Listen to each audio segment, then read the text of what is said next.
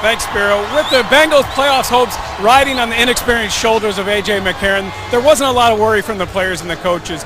That confidence derives from a decision that Marvin Lewis made during the season to go to A.J. McCarron, insert him in on Thursday practice and give him a period. He did a great job. That eased a lot of fears from the Bengals players and coaches. It was something that Marvin Lewis did with Carson Palmer when he was a rookie. He got it from Dan Reeves, who did it with Michael Vick in 2001 when he was a rookie. I was there. I saw how Michael Vick developed, and he started the last 2 games of the season. Spiro? All right, Jay, thanks. Well, little did Marvin Lewis and these coaches know that that extra practice time 1 day a week would serve him so well. As we get you ready for kickoff, today's game being broadcast in Spanish. We're available using the SAP button on your television. Mike Nugent kicks it away. Bengals winning the toss, electing to defer. So San Francisco will have it, and it's Bruce Ellington playing it from deep in his end zone, making Quinton Patton, I beg your pardon, as he crosses the 25 and is run out of bounds there. So decent position and a good-looking return by Patton of 32 yards. Here comes Blaine Gabbert. You see his record so far in 5 starts since coming on for Colin Kaepernick, who of course is on the IR and out for the season. Solomon, what have you seen so far from Gabbert? I've seen an improved Blaine Gabbert. He has the ability to drive the ball down the field, has an excellent arm. Today, he's got to get the ball out quick. Took 9 sacks 1 week ago against the Cleveland Browns.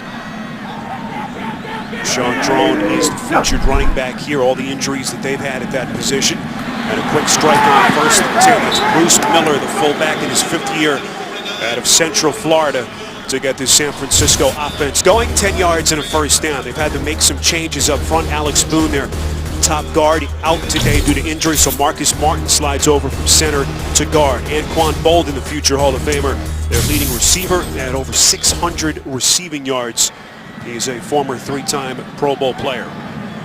1st and 10 after the completion from just outside the 36. They keep it on the ground. This is Sean Drone, who they acquired in free agency from Cleveland on a minimal pickup.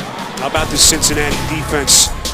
Entered the game last week, 1st in the league in scoring allowed, now 2nd in the NFL in that department. You see Vontaze Burfict, their leading tackler, 3 of the last 4 weeks. Adam Jones, who's been out 2 of the last 4 games with a foot injury, back in the starting lineup this afternoon. We'll see Leon Hall in a reserve role. 2nd and 9. Gabbert on the give, and once again, that is Drone, and he's brought down by Geno Atkins as they dump him for a loss of 4. That is Atkins' 13th tackle for a loss this season. How about Blaine Gabbert? You know, now in his 5th season. Remember those early years with the Jacksonville Jaguars? Only won 5 games there in his first 4 seasons, but you can see he's been able to win some games. Completion percentage has improved, so has his touchdown to interception ratio because of his improved decision making. Where does Gabbert go here on 3rd and 13? Gabbert from the gun. Good pass protection, but the pass errantly thrown in the direction of Drone. And on 4th and long, San Francisco will punt. And there you see just a young football team. Watch Drone. He's got to cut across the middle of the formation. He stays outside, and so there you see the miscommunication between Blaine Gabbert and the running back Drone. So a young football team that's prone to make mistakes. Drone signed just prior to their game in Week 9. A team that has lost both Carlos Hyde and Reggie Bush to injuries during the course of the season. Brandon Tate going sideline to sideline, unable to find open daylight. Bring him down after a loss of 2 on the return. A.J. McCarron when we come back. What a moment for A.J. McCarron, former 5th-round pick in 2014. He is the first quarterback not named Andy Dalton to start a game for the Bengals since Week 17 of 2010. We saw Dalton on the sideline nursing that fractured thumb. We're talking about a timetable of 3 to 6 weeks. Here is Giovanni Bernard, 5th in the league in average yards per rush at 5.1. He picks up 4 on first down. Starters, Andrew Whitworth headlines this offensive line that has had such consistency over the last couple of seasons. One of the secrets to their success. Keep your eye on Tyler Croft. Makes his first start today. Tyler Eifert, their star tight end, out, still recovering from a concussion. And on 2nd and 6, they keep it on the ground once again. And a minimal pickup. Quentin Dial headlines the defensive starters for a San Francisco defense that allowed 230 rushing yards in their loss in Cleveland. A couple of linebackers out, Will Hoyt and Lynch, for a second straight week. And boy, Tart has had just a tremendous season. One of the few bright spots for the San Francisco defense. McCarron from the gun on 3rd and 4.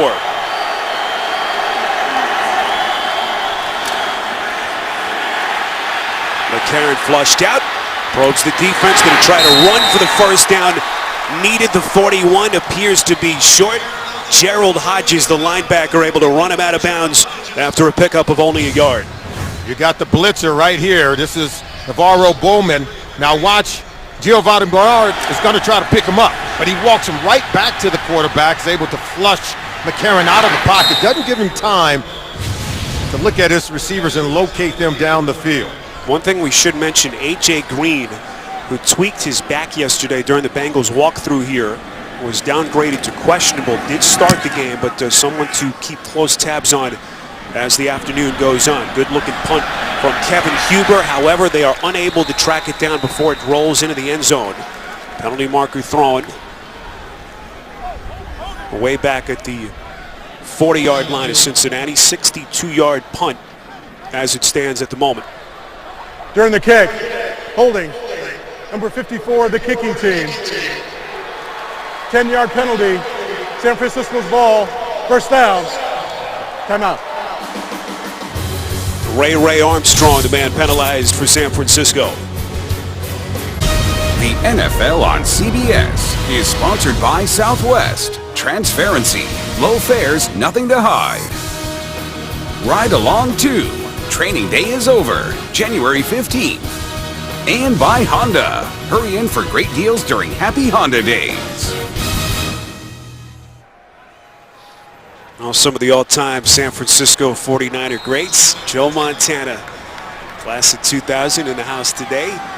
And so the Niners will honor the two Super Bowl teams that beat the Cincinnati Bengals. Sorry, Solomon, we don't want to bring up some bad memories for you. That's Sean Drone, able to fight off a couple of would-be tacklers and gets close to the 15-yard line. Yeah, I still see Joe Montana in my dreams, my nightmares, I might add. And he won 4 Super Bowls and never threw an interception in any of those Super Bowls. I think it's just remarkable. Even though I think in Super Bowl 23, he threw us one, we just didn't catch it. Well, I guess if you're going to lose to anyone in the Super Bowl, Joe Montana's a pretty good quarterback. There's all kinds of great memories for these 49ers fans will be relived at halftime. On 2nd and 5, this is Drone.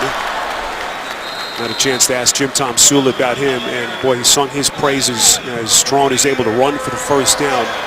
Surprised that Drone was even available at that stage of the season as they picked him up right before week 9. Yeah, he's a third-year running back out of North Carolina, 225 pounds. And Jim Tom Sula, much like what you're going to get from the Bengals offense and Hugh Jackson, they want to feature power run game, try to really protect their young quarterback and try to win the game at the line of scrimmage. On 1st and 10 from the 20, here is Drone, featured back early on, and Drone taking on this Cincinnati defense. Vontaze Burfict, the recipient of that shot, as Drone runs for 9 to the outside. And what you've seen the last 2 plays is the 49ers offensive line is coming off the ball. They're getting physical at the point of attack, and Drones has been able to be productive, getting positive rush yards. You see Drone's numbers on the season. Former star at North Carolina in his 4th NFL season. On 2nd and short, Gabbert's pass is incomplete. Boy, Bolden took a shot. It was Burfict getting him low. Now penalty marker thrown late. Players have to be separated by the officials behind the line of scrimmage. But what a play by Vontaze Burfict. Burfict in the news this week, fined for that low hit against Ben Roethlisberger last week. All part of a physical After the play game. was over, dead ball, personal foul, unnecessary roughness. Offense number 24, half the distance to the goal, and the down counts. It's 3rd down. That's Sean Drone on the penalty. Yeah, there was some action after the play was made. Here you're going to see Drone right there. Of course, we missed the opportunity to circle him before that play, but the bottom of the screen, he was just going at it with one of the Bengals players. And that's what Marvin Lewis talked about after some of the penalties they sustained last week and some of the fines. There you see him right there with Ray Mawaluga. See that extra thrust by Drone at the end of the play. Got the attention of the officials. So 3rd and 15 from just inside the 15-yard line. Gabbard has time, good protection, completes at the 25-yard line. That's Vance McDonald, the tight end. 22nd catch of the season. They pick up 10, but well short of the first down they'll punt. Now they allow him to catch it just short of the sticks, and Adam Jones comes up to make the tackle. Nice to see him back on the field for the Cincinnati Bengals after missing some time with that foot injury. He's been chomping at the bit to get back on the field, and he's back playing in this game today.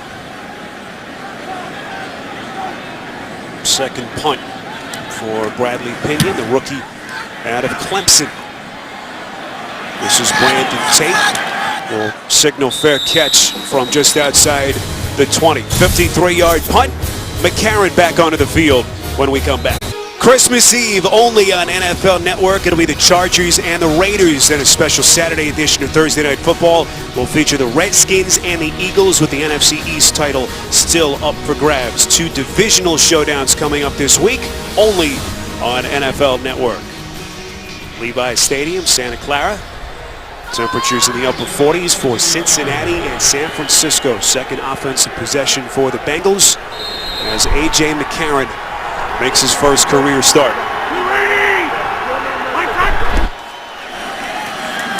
Handoff is to Bernard, who's been the featured back till this point, and is able to cross the 25 after a pickup of 5. We touched on A.J. Green, that back injury that he tweaked yesterday in their walkthrough. Here was Green earlier this morning. You see him talking to some of the staffers on the sideline, and so far not a factor over the first possession plus. Yeah, tried to get open right there, but A.J. McCarron just didn't have time to get rid of it. McCarron's going to throw it on 2nd and 5. He's got Green right on cue. Over the shoulder catch inside San Francisco territory as he beats Tremaine Brock for a 37-yard pickup. Yeah, oh my goodness. He came off the line of scrimmage. Watch him here come down the field. He's going to get open, and he just blows right by Tremaine Brock. And watch this throw by the young quarterback, A.J. McCarron.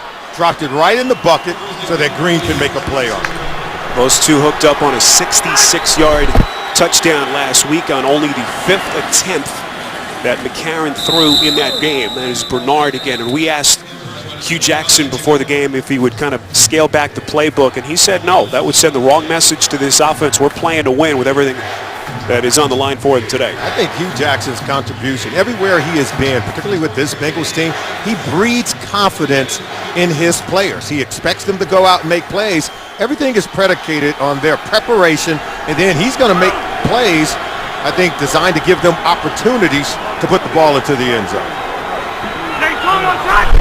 Bunch formation for the Bengals on 2nd and 6 on screen pass. Bernard so deadly in the passing game. Very close to that first down marker. Ian Williams on the tackle. Well, what a unique position that this kid McCarron is in, taking over a team that is 2nd in the conference, one of the most decorated and successful quarterbacks in the history of college football. And to take over this team at this juncture of the season, all kinds of pressure on his shoulders as Giovanni Bernard needed only a yard for the first down. Not sure he got it. Tackled on the play by Tart. It'll be 4th down. Well, if the Bengals are going to come here to San Francisco and get a win and clinch the AFC North Division, which they can get done with a win here today, they're going to have to be able to run the football. They should not have to rely on the arm of A.J. McCarron to come out of here with a win. Yes, he's going to have to make some plays for Marvin Lewis. He's already gone up top to A.J. Green, but the offensive line's got to win at the line of scrimmage and be able to power the run game. Marvin Lewis going to roll the dice. They go 2 tight ends. Hewitt lines up in the backfield. This is Bernard. Needed the 26 for the first down, and he didn't get it. Navarro Bowman, the leader of this defense, determined to make a difference. Coming downhill, getting penetration, stuffs Giovanni Bernard to turn back the Bengals rushing attack. The NFL on CBS is sponsored by Verizon. Better matters. And by Amazon Fire TV. Change the way you TV.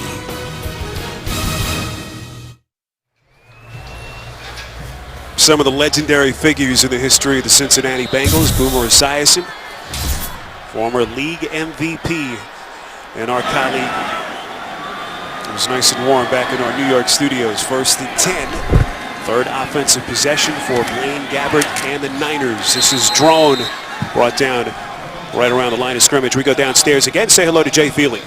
Andy Dalton intricately involved every time they come to the sidelines. He's got a tablet, he's drawing up plays, he's grabbing receivers, helping A.J. McCarron, trying to do everything he can do to help this offense. Back to you, Spiro. And one of the reasons why Dalton wanted to travel with the team.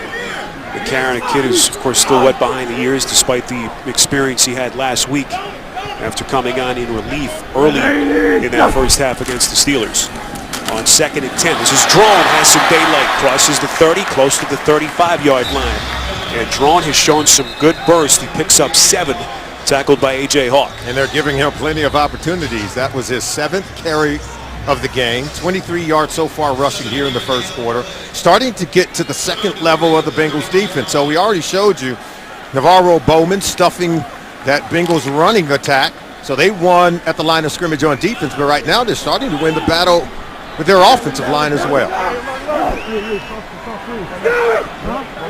Gabbert will work from the shotgun on 3rd and 3 from the 35. Gabbert slings it, quick drop, completes. That's Blake Bell, the rookie tight end out of Oklahoma. Short of the first down, they needed the 38. Reggie Nelson, who has an interception in each of the last 5 games, leads the league with 8 on the tackle for Cincinnati. And there you see Hill making a great play. It all starts with his depth, with his angle of pursuit. He was able to make the tackle with his upfield shoulder and prevent the tight end from making the first down. Had a chance to visit with Nelson yesterday at the Bengals Hotel. Says that this is the most confidence he has felt in what has been a stellar 9-year career in the NFL. 3rd punt for Pinion. Last one at 50-plus yards. Here is Tate. He's going to field it, but he is going backwards. Brought down close to the 15-yard line. 40-yard punt and a loss of 4 on the return. Tonight, would you like to know what Apple is working on next? Rare and wide-ranging interviews with CEO Tim Cook and his team, only on 60 Minutes tonight. Levi's Stadium, Santa Clara, California, on a gray Sunday, final day of fall here. Temperatures in the upper 40s. A.J. McCarron on 1st and 10 from the shotgun. Has time and completes on a cross over the middle. That is Giovanni Bernard. Excellent play by Navarro Bowman. Had the big hit on the last possession. 2nd in the NFL in tackles. Backups turning to starters has been a theme around the NFL. Absolutely. I think it's more importantly that you rely on the run game. Many of those teams who have lost their frontline quarterback, and then I think this game today with both teams, you've got Blaine Gabbert, he's a backup quarterback, you've got A.J. McCarron. Both teams are going to have to rely on their defense, going to have to rely on the run game to help fuel the offense. Picked up only 2 on the completion, so 2nd and 8 from the 21. Handoff is to Bernard, and Bernard just can't seem to shake Bowman, who has had an extra special start. And if Navarro Bowman doesn't make this tackle, it's going to go a long way. Watch as they pull. He knifes underneath the guard, and look at that tackle. And if he's able to get through that seam, he's going to maybe have himself a 50-yard run. Great play by the inside linebacker, Navarro Bowman. 3rd and 6. 3 minutes left in the quarter. The tight end Croft in motion. Niners coming on the blitz. Good pickup by Bernard. Didn't get all of the defender as McCarron hit gently on the release, and the Bengals will punt. Ahmad Brooks was coming, number 55. They loop and stun around with number 58, Eli Harold. He's able to pull A.J. McCarron, and that's what throws off the accuracy on this throw. Giovanni Bernard doing everything he can against these blitzing linebackers, but they're proving to be too much. Harold, the rookie, second start of the season. You mentioned Aaron Lynch, still not ready to come back from the concussion he sustained in early December. Here is Ellington trying to field it, but not much on the return as the Niners will start from the 23. We go to New York. Update time with JB and Tony. Osweiler and the Broncos answer back. Yes, they do. Pittsburgh trying to keep their playoff hopes alive, but Rockweiser hits Demaryius Thomas for the 18-yard touchdown up the seam. We are all knotted up in the first. 7-7. Spiro Ditas, Solomon Wilcots, and Jay Feely. Oh, that's certainly a game that the Bengals are keeping tabs on. Cincinnati will play in Denver in a monstrous game next weekend. Bengals, as they sit currently, the number 2 seed in the AFC. Win today gets them a postseason berth and a division championship. Gabbard on 1st and 10 feels the pocket start to collapse. He's going to run with it. Crosses the 25, runs out of bounds close to the 27. A nice little run of 4 by Gabbard. Here's what the updated postseason picture looks like. The Patriots already a winner today to get to 12-2. And how about the Kansas City Chiefs came away with a win also against the Baltimore Ravens to improve to 9-5. They've now won 8 consecutive games, so they've been red hot, steaming toward the postseason. Orange, orange, orange. 2nd and 6 from the 27. Handoff taken and drawn. Wide open seam right up the gut. And this Cincinnati defense that has been so stout against the run has allowed some gaping holes early in this quarter. Take a look. Just go ahead and roll it. You'll see how they're able to just crease right up the middle. They're able to split the defense right there. And then it takes the safety, Reggie Nelson, to get Drones on the ground, but not until he's able to pick up that first down. It's a Bengals defense that is ranked 9th in the NFL against the run, allowing just over 86 yards per game. 14-yard run sets up a 1st and 10. Gabbard, the screen pass thrown. Has been their star till this point. Run out of bounds by Ray Maluga. We're at 1:32 to play in the quarter. A pickup of 3. And right now, because the 49ers have been able to run the football, Spiro, here in the first quarter, they're able to keep the pocket clean for their quarterback, Blaine Gabbert. Right now, the offense has some kind of movement, and Drone 75 yards from scrimmage. He's been productive in recent weeks, and looks like he's going to be productive today. See Gabbard has spread the wealth already, completing passes to 4 different receivers as Drone is tackled right at the 45-yard line. The expectation, Salmon, was so low for Gabbard after what happened to him in Jacksonville. We saw the record just 5-22, but he really gave him a shot in the arm. Got him their first road win of the season in Chicago a couple of weeks ago. I think he's done a better job of having pocket awareness, understanding that the ball's got to come out in a timely manner. Did take those 9 sacks that we talked about last week. Some of them were on him, some were on the receiver, some was on the offensive line. But right now, here in the early going, he appears to be in good rhythm. Decision time here on 3rd and 5. Penalty marker thrown from the top of your screen. Offense, number 11, 5-yard penalty, 3rd down. Wow. Another one of those mistakes, unforced errors by a very young player. Quentin Patton, 3rd-year player out of Louisiana Tech. Right now, look, just watch the ball. There's no sense in jumping right there and getting the false start penalty. So 3rd and 10 after the penalty. Clock running at 16 seconds. Gabbard throwing on the run, and he completes. That's the tight end Bell. Well short of the first down. Needed the Cincinnati 49. Second reception for Bell as they pick up only 6. And he was able to get out of bounds. That stops the clock. Okay, now it's going to start. And that will take us to the end of the first quarter here in Santa Clara. You're watching the NFL on CBS. Tonight on CBS, the new season of Undercover Boss kicks off with a jaw-dropping episode. Don't miss the season premiere tonight after 60 minutes, only CBS. Start of the second quarter, Spiro Ditas, Solomon Wilcots, Jay Feely, and the rest of our CBS crew. Ryan Galvin, our producer, Andy Goldberg, our director. Already the 6th combined punt between these two teams.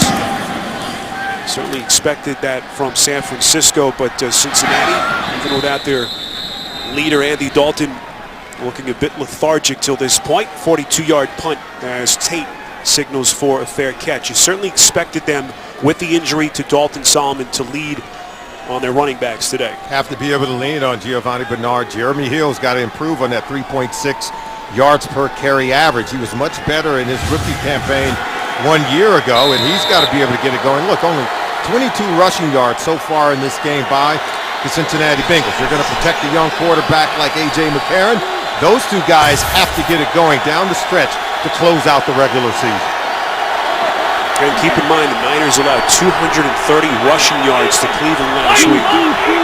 But 1 quarter into this game, a vast improvement against the run.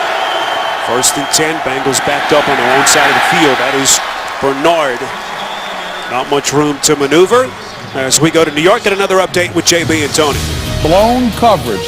Yeah, you're going to see Brock Osweiler drop back here, hits Emmanuel Sanders. That's his 4th catch of the day, 100 yards, goes 61 yards there for the touchdown. Denver is up 14-7 early. Spiro, I heard Solomon grimace groan all the way from there. You have good ears, JB. Man who appreciates good secondary play. What a massive breakdown there by the Steelers on 2nd and 10. That pass from McCarron a little bit out in front of Jeremy Hill. Still perhaps a catchable pass. It'll be 3rd and 10. It's a catchable pass, there's no doubt. Maybe McCarron could make it a little easier on Jeremy Hill, but it hit him in the hands. Got to be able to make a grab. Now, deep inside their own territory, you're looking at 3rd 10 with a very young quarterback. I expect Eric Mangini to come after him. Maybe try to put some pressure on him, force him to throw one of those errant passes that led to an interception 1 week ago against Pittsburgh. McCarron from the gun, Niners showing blitz. Here comes Bowman. McCarron's pass deflected up high in the air. It's a live football. It's caught. That's the rookie tight end, Tyler Kroft. It was tipped by Tony Girard-Eddy, and that one went high in the air. There you see, that's Navarro Bowman. They stunt to that side. Pressure in his face. He tries to come back clear to the other side, and you can see that ball was tipped at the line of scrimmage. Nearly intercepted. Dangerous scenario. Keep in mind, no Tyler Eifert today for the Bengals. Still recovering from the concussion. Would have been a nice little security blanket for McCarron, who's making his first start. Kevin Huber on to punt. And this is Bruce Ellington's going to play it from just inside the 40. Little stutter step, but good coverage down the field by the Bengals. 49 yards of the punt from Huber and 5 on the return by Ellington. NFL fans, order your holiday gifts from NFLShop.com today and get a free shipping offer at the official store of the NFL, NFLShop.com. Happy holidays from all of us at CBS. Fans in a festive mood till this point, but not much to cheer about. 7 punts and just 4 total first downs between these two teams till this point. Robert on 1st and 10. Well-thrown pass right over the middle. It's complete to Torrey Smith. Was a question mark today with an assortment of injuries. They pick up 16 in a first down. Torrey Smith working against Trey Kirkpatrick. Is able to get underneath the defender. Really nice catch and run, and great throw from Blaine Gabbert. Smith very familiar with Cincinnati during his time with Baltimore. Quick little bubble screen that's caught by Bolden as he is run out of bounds. So far, the catalyst for San Francisco has been drone. John Drones, just like an unmanned aircraft, right? Going into enemy territory, throwing his body around, and really being very productive in the run game in the early going of this game. Giving this offense some rhythm and helping them to protect their quarterback, Blaine Gabbert. All starts with the run game and Sean Drones for the 49ers. End up losing a yard on the play, so 2nd and 11. That pass errantly thrown, intended for Smith, and it will be 3rd and long coming up. Gabbert has certainly had accuracy issues over the course of his 5-year career. Here's Sean Drone. even catching the ball out of the backfield. And if they can run the ball today, it'll keep the defense off balance. It'll help them to win the time of possession. I think it'll help Blaine Gabbert to manage this offense. Penalty marker thrown from the bottom of your picture. And this one against San Francisco. Start. Offense, number 82. 5-yard penalty, third down. Second Niner wide receiver to be penalized on an offsides. Just sloppy play. And Jim Tom Sula, he understands it. He knows it goes right back to the coaching in terms of having some discipline and some focus. And you see, just look at the ball. No anticipation. You don't have to be in a hurry. And Torrey Smith is a 5-year veteran. He should know better. Second false start penalty, I should say, against the Niners wide receivers. And now multiple penalty flags come in from every direction. Looked like Geno Atkins may have come across prematurely. Neutral zone infraction. Defense, number 97. Jumped in the neutral zone, caused the offensive player to move.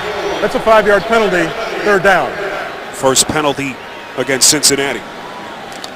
And this has been really an epidemic at this point. Most accepted penalties in the league since 1970, since the merger.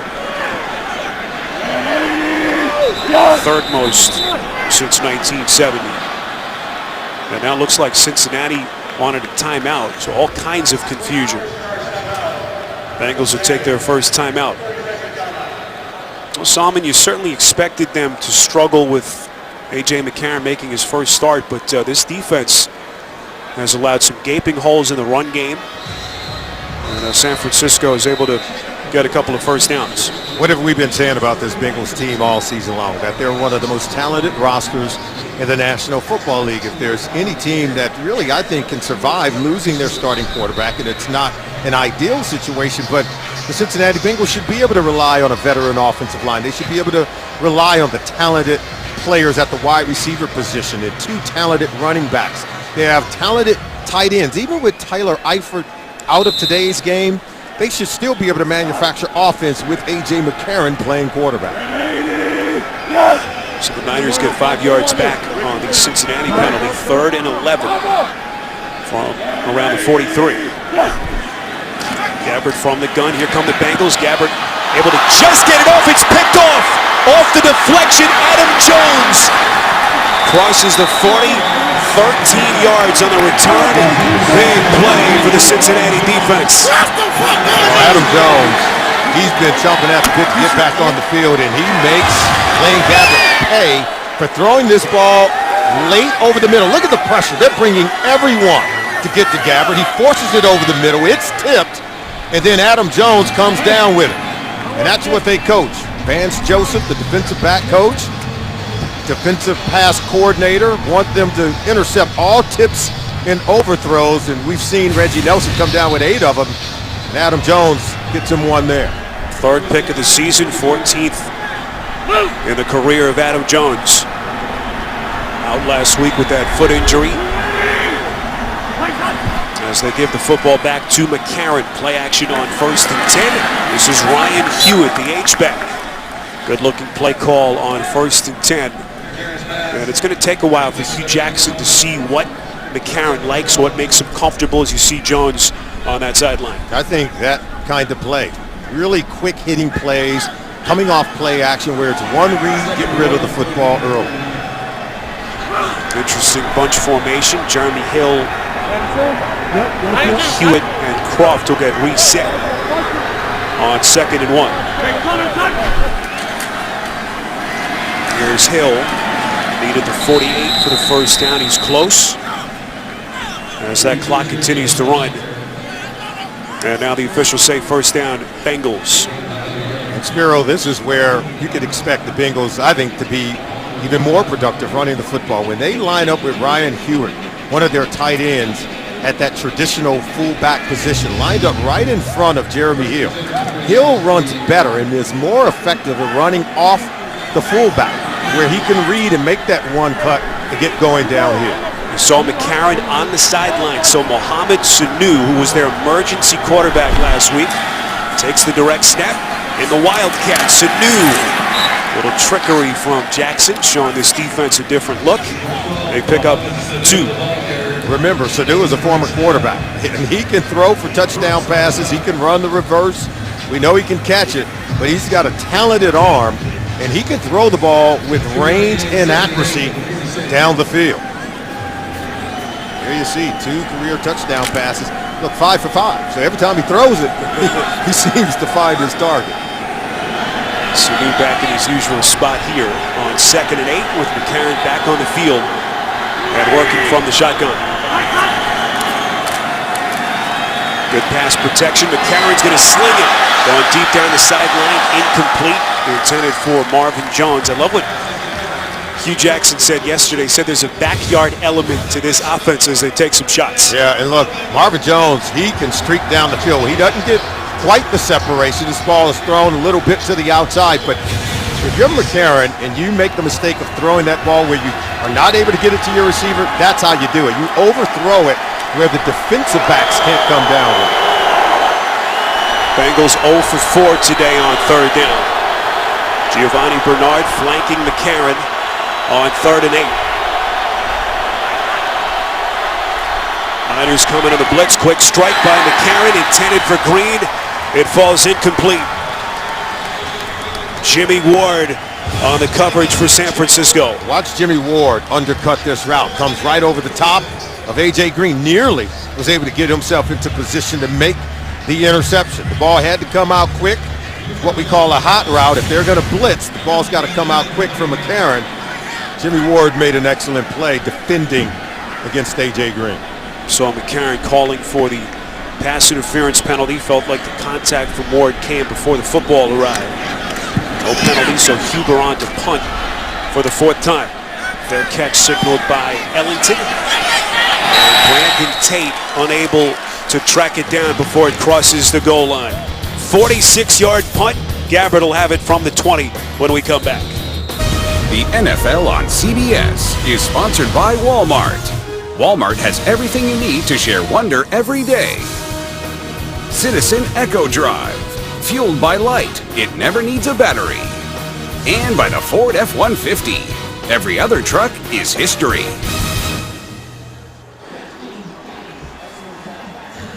Oh, what a stadium they built here in Santa Clara. Feels like a hotel when you walk in.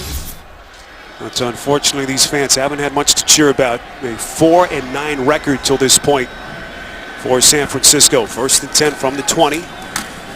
There's Travares Cadet on his first take. Penalty flag thrown from behind the line of scrimmage. Holding. Offense number 71. 10-yard penalty. Replay 1st down. That's Eric Piers, the 10th-year tackle. Boy, that NFC title that they won here at the end of the 2012-13 season feels like a distant memory, almost complete turnover since that point. Yeah, they lost almost everyone on the offensive line except for left tackle Joe Staley, and then they lose 2 of the 4 linebackers, including Patrick Willis. And so when you lose so many core group of players that had helped you win so many games that have been battle-tested, you're going to struggle. On 1st and 20, that is Bolden again. Salmon, you could look at all the rookie coaches that we've seen over the years in the NFL. I'm not sure that a first-year coach has had more turbulence to deal with in his first season than Jim Tomsula has had this year. And what did he tell us when we talked to him? He said, hey, I knew what I signed up for. He doesn't make any excuses. He said only one player who left this offseason had really surprised him. He pretty much knew what he was getting into, and he's determined to try to help this team turn it around. Where does his offense go here on 2nd and 19? Gabbard, what a play on the pump fake to elude the sack. Here is Cadet. Makes the initial guy miss. Nifty little play on the catch and run. Gets up close to the 20. And the original line of scrimmage after a pickup of 9. Yeah, pressure in the face of Blaine Gabbard. Michael Johnson's going to come loose right here, number 90. Can't get the sack, and then Gabbard gets rid of it, smartly so. The Bengals are swarming on defense, and someone's going to have to be able to make a play. You can see on 3rd down, it has not been a friend to either one of these offenses. Only Denver is allowing fewer points per game than Cincinnati entering play today. Play clock down to 3. This is 3rd and 10. Gabbert, quick sling near side. It's caught. Bolden for the first down. Then it's taken away at the end of the play. No signal from the officials. That is Carlos Dunlap. And let's see what the call is here. And now they say it will be Cincinnati football. Dunlap just wrestles it away at the end of the play and returns it 21 yards as the officials now conference. Ruling on the field is a fumble recovered by Cincinnati. First down. Bolden made what appeared to be a first down catch before Dunlap comes up with a defensive gem. Yeah, there's the catch. He made a football move, had put the ball away, and then Dunlap not only makes the tackle, he strips him, is able to come up with it.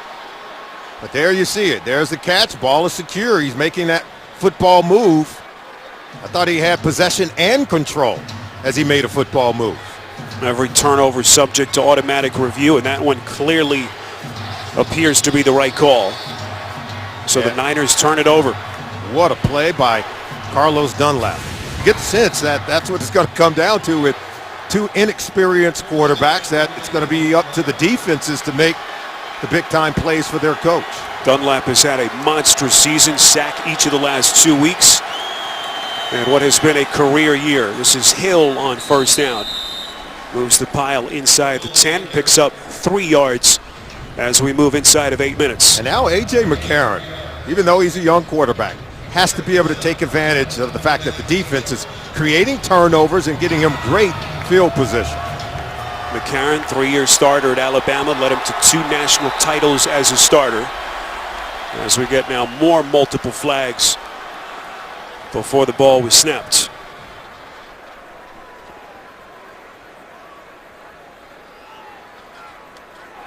Neutral zone infraction. Defense, number 93. Half the distance to the goal. Second down. That's Ian Williams on the penalty. 6th penalty against the 49ers.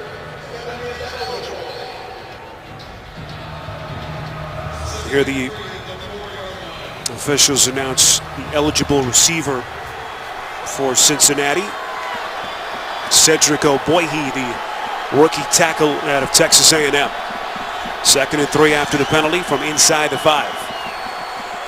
This is Hill. Keeps those legs churning, but San Francisco's run defense again has made some adjustments, and so far holding as Navarro Bowman has another tackle. Well, what they talk about, gap integrity, something that really failed Eric Mangini's defense 1 week ago. They gave up 230 rushing yards to the Cleveland Browns, and you knew they were going to work on it. It was a point of emphasis during the week, and so far they've shown improvement. What does Hugh Jackson dial up here on 3rd and 2? I'd go heavy play action if they're chomping at the bit to stop the run.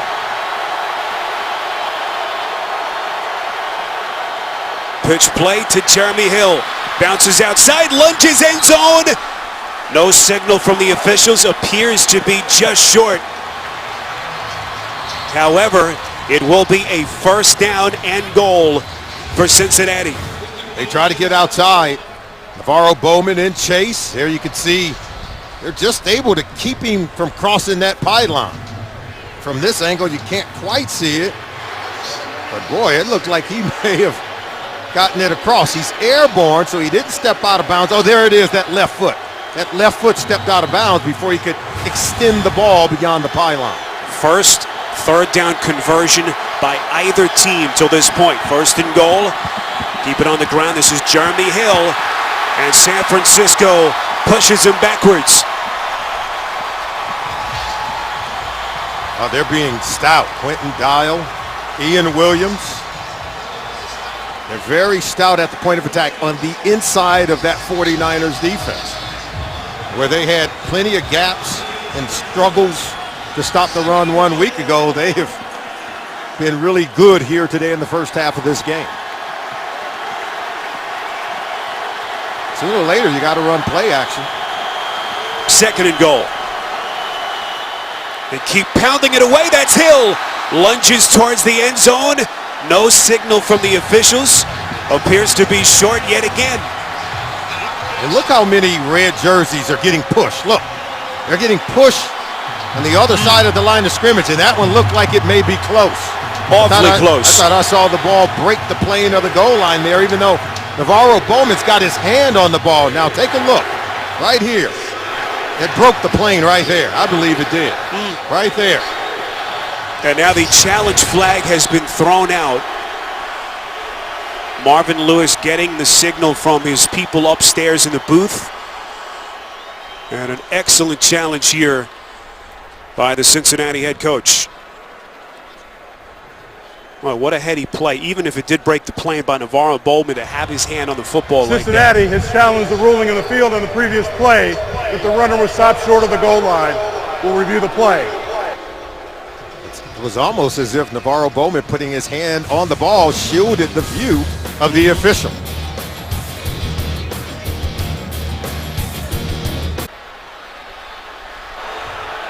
The ruling on the field has been changed. The ball broke the plane of the goal line in the runner's left hand. It is a touchdown. Please set the game clock to 5 minutes and 16 seconds, please. 5:16. Cincinnati is not... All right, let's bring in Mike Carey, our officiating expert from New York. Mike, you agree with the call? I agree with the call. The runner was on bodies. It was clear that the ball was in his left hand. It broke the plane. I agree that it's a very difficult call from the sideline. The official can't see the ball. He needs to get in and confirm if he had it or not. But we see clearly with a shot right down the goal line that the ball has broken the plane. Great review and replay. All right, Mike, so the 9th touchdown of the season for Jeremy Hill, 18th career rushing score. And the Cincinnati offense pounding it away with that running game, finally able to pounce it into the end zone. Good use of replay. I don't know if you can really catch that real time. Well, here's Mike Nugent, missed an extra point on opening day, but since that game has not missed 40 of 41, make it 41 of 42 as they tack on the point after. Well, it was the defensive play made by Carlos Dunlap who set the table, and then the offense pounds it in with Jeremy Hill for 6. The NFL on CBS is sponsored by Bud Light, the official beer sponsor of the NFL, and by Macy's.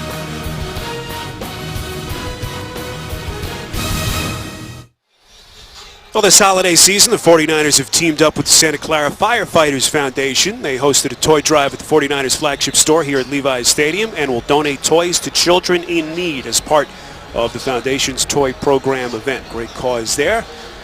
As the 49ers right now down 7-0. Finally, our first scoring. We're just over 5 minutes to play before halftime. Spiro Ditas, Solomon Wilcots, Jay Feely, rest of our CBS crew from Santa Clara. Happy holidays. Good looking kick. Fielded right in the near corner of the end zone by Bruce Ellington. And now San Francisco's offense back onto the field. This Cincinnati defense, we've been talking about it, second in the league in points allowed. You see the franchise record, fewest points that they've allowed since 1977.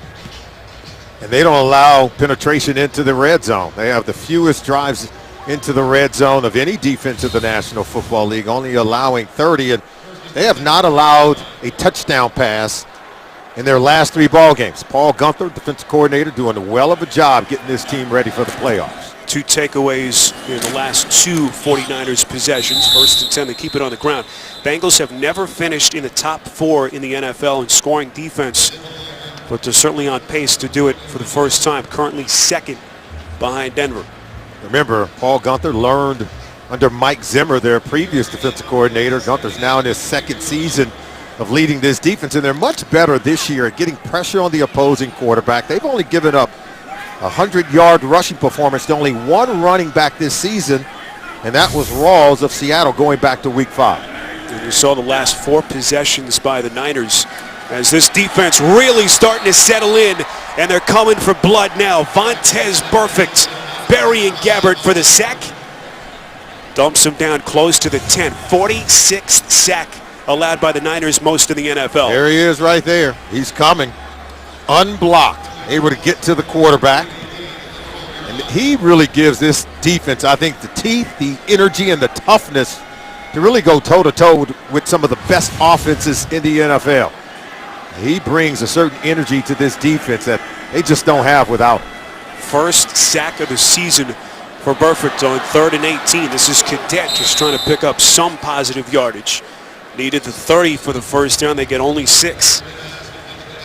Well, you love the fact that after getting the turnover and the touchdown, they come on to pitch a 3 and out to get the ball right back for their offense. And this is how you dominate on the road, and it's how you go a long way into helping your young quarterback, A.J. McCarron. 2 takeaways for them. Solomon mentioned the fumble recovery by Dunlap.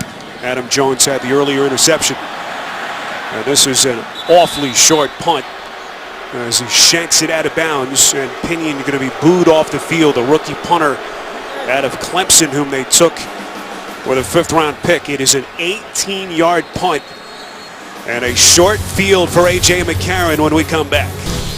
Coming up tonight, Week 15 continuing with Sunday Night Football on NBC. Tomorrow, Monday Night Football on ESPN. And then Week 16 kicks off with Thursday Night Football on NFL Network. Chargers, Raiders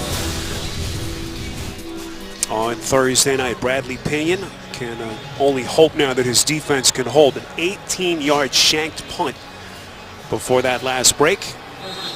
As A.J. McCarron comes back onto the field and starts from the 36. 9 punts between these two teams, all kinds of offensive struggles. Play action, McCarron slings it, and it is caught. Marvin Jones on a lunging catch right around the 17, 19 yards and a first down. A.J. McCarron will tell you it was a better catch than it was a throw. This one he should have been able to hit Marvin Jones in stride, but Jones able to dig it out, not allow it to hit the turf. He goes down to make that catch, but he should have been able to catch that one and run with it. And now Jim Tom Sula throws out the challenge flag. I'm not so sure that's a smart use of a challenge. He could easily lose this one. San Francisco is challenging the ruling on the field on the previous play of a completed catch. We'll review the play.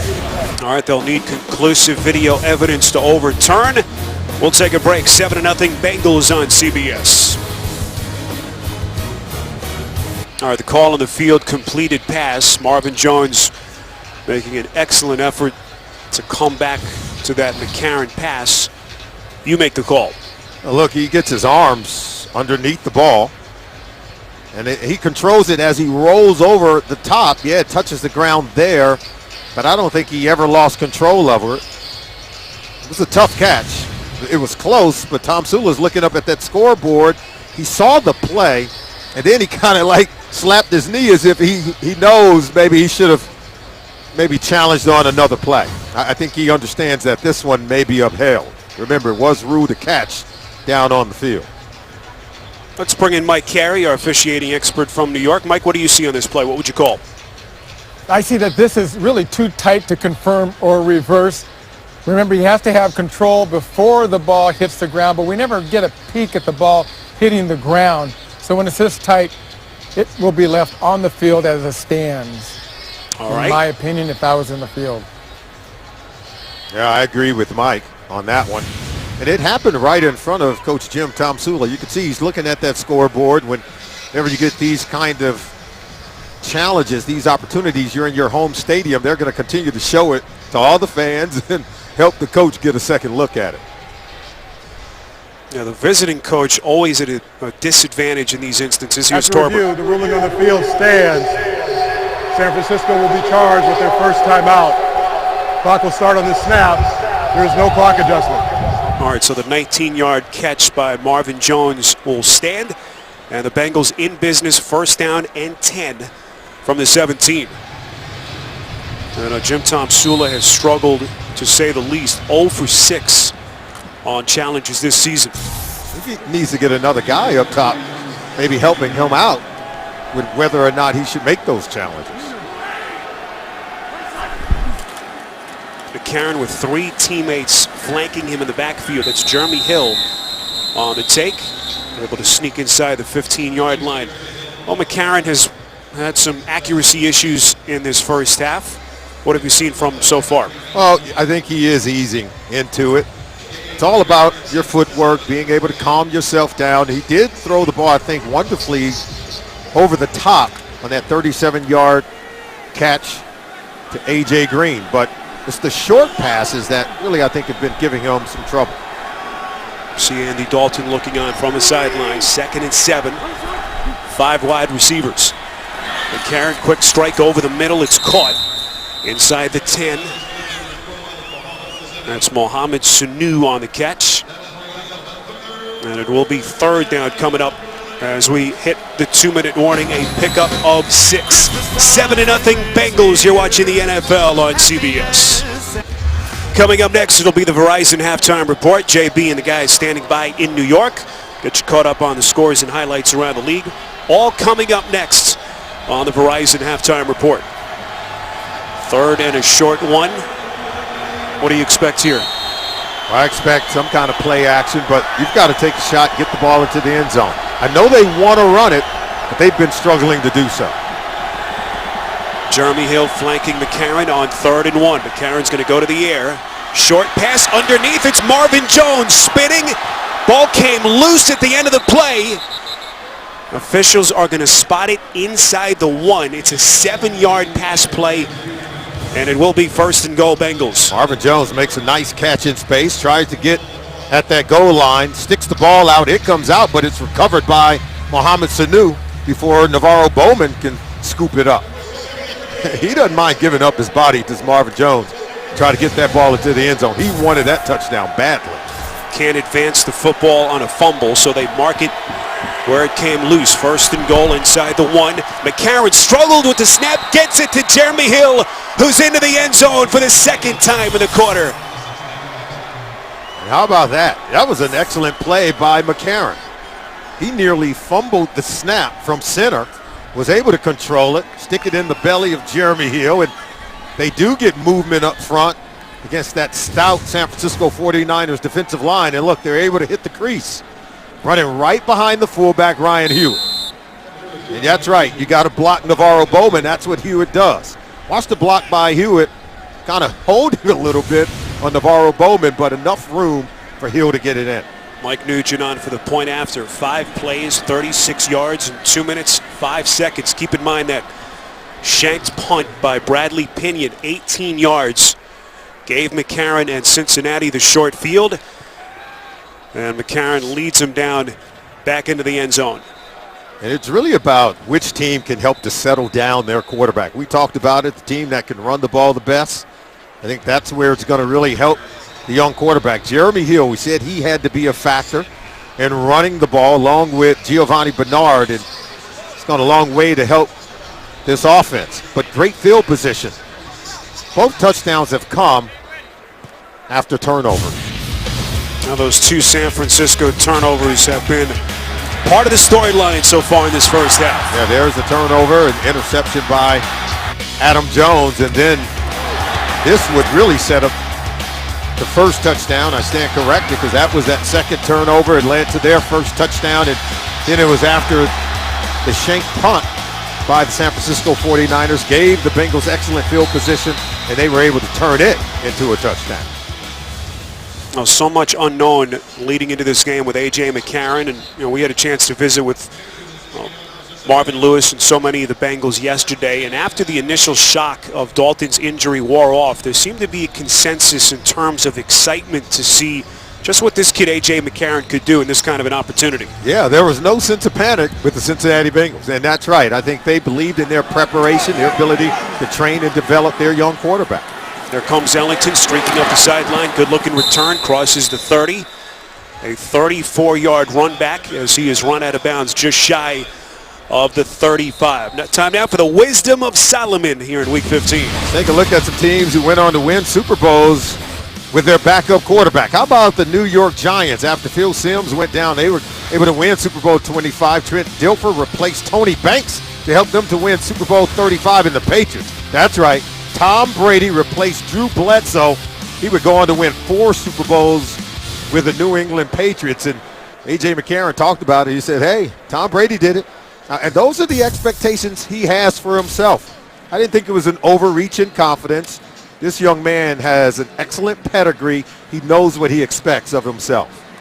Well, if you play the quarterback position at Alabama, that is one of the most scrutinized positions, not only in college football, but really in sports in general. Certainly someone who is used to being under the microscope.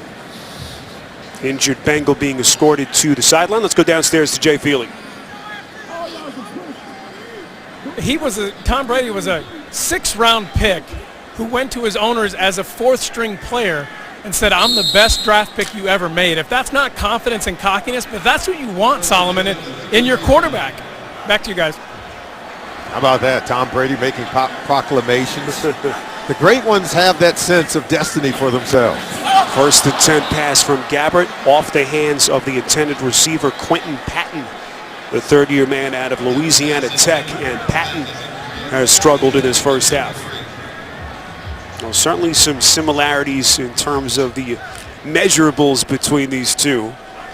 And Cincinnati can only hope that he has a fraction of the success Brady has had in his career. McCarron won a whole lot more at the collegiate level than Tom Brady. They were both drafted late. On 2nd and 10, that pass is deflected high in the air and intercepted. It's Vontaze Burfict.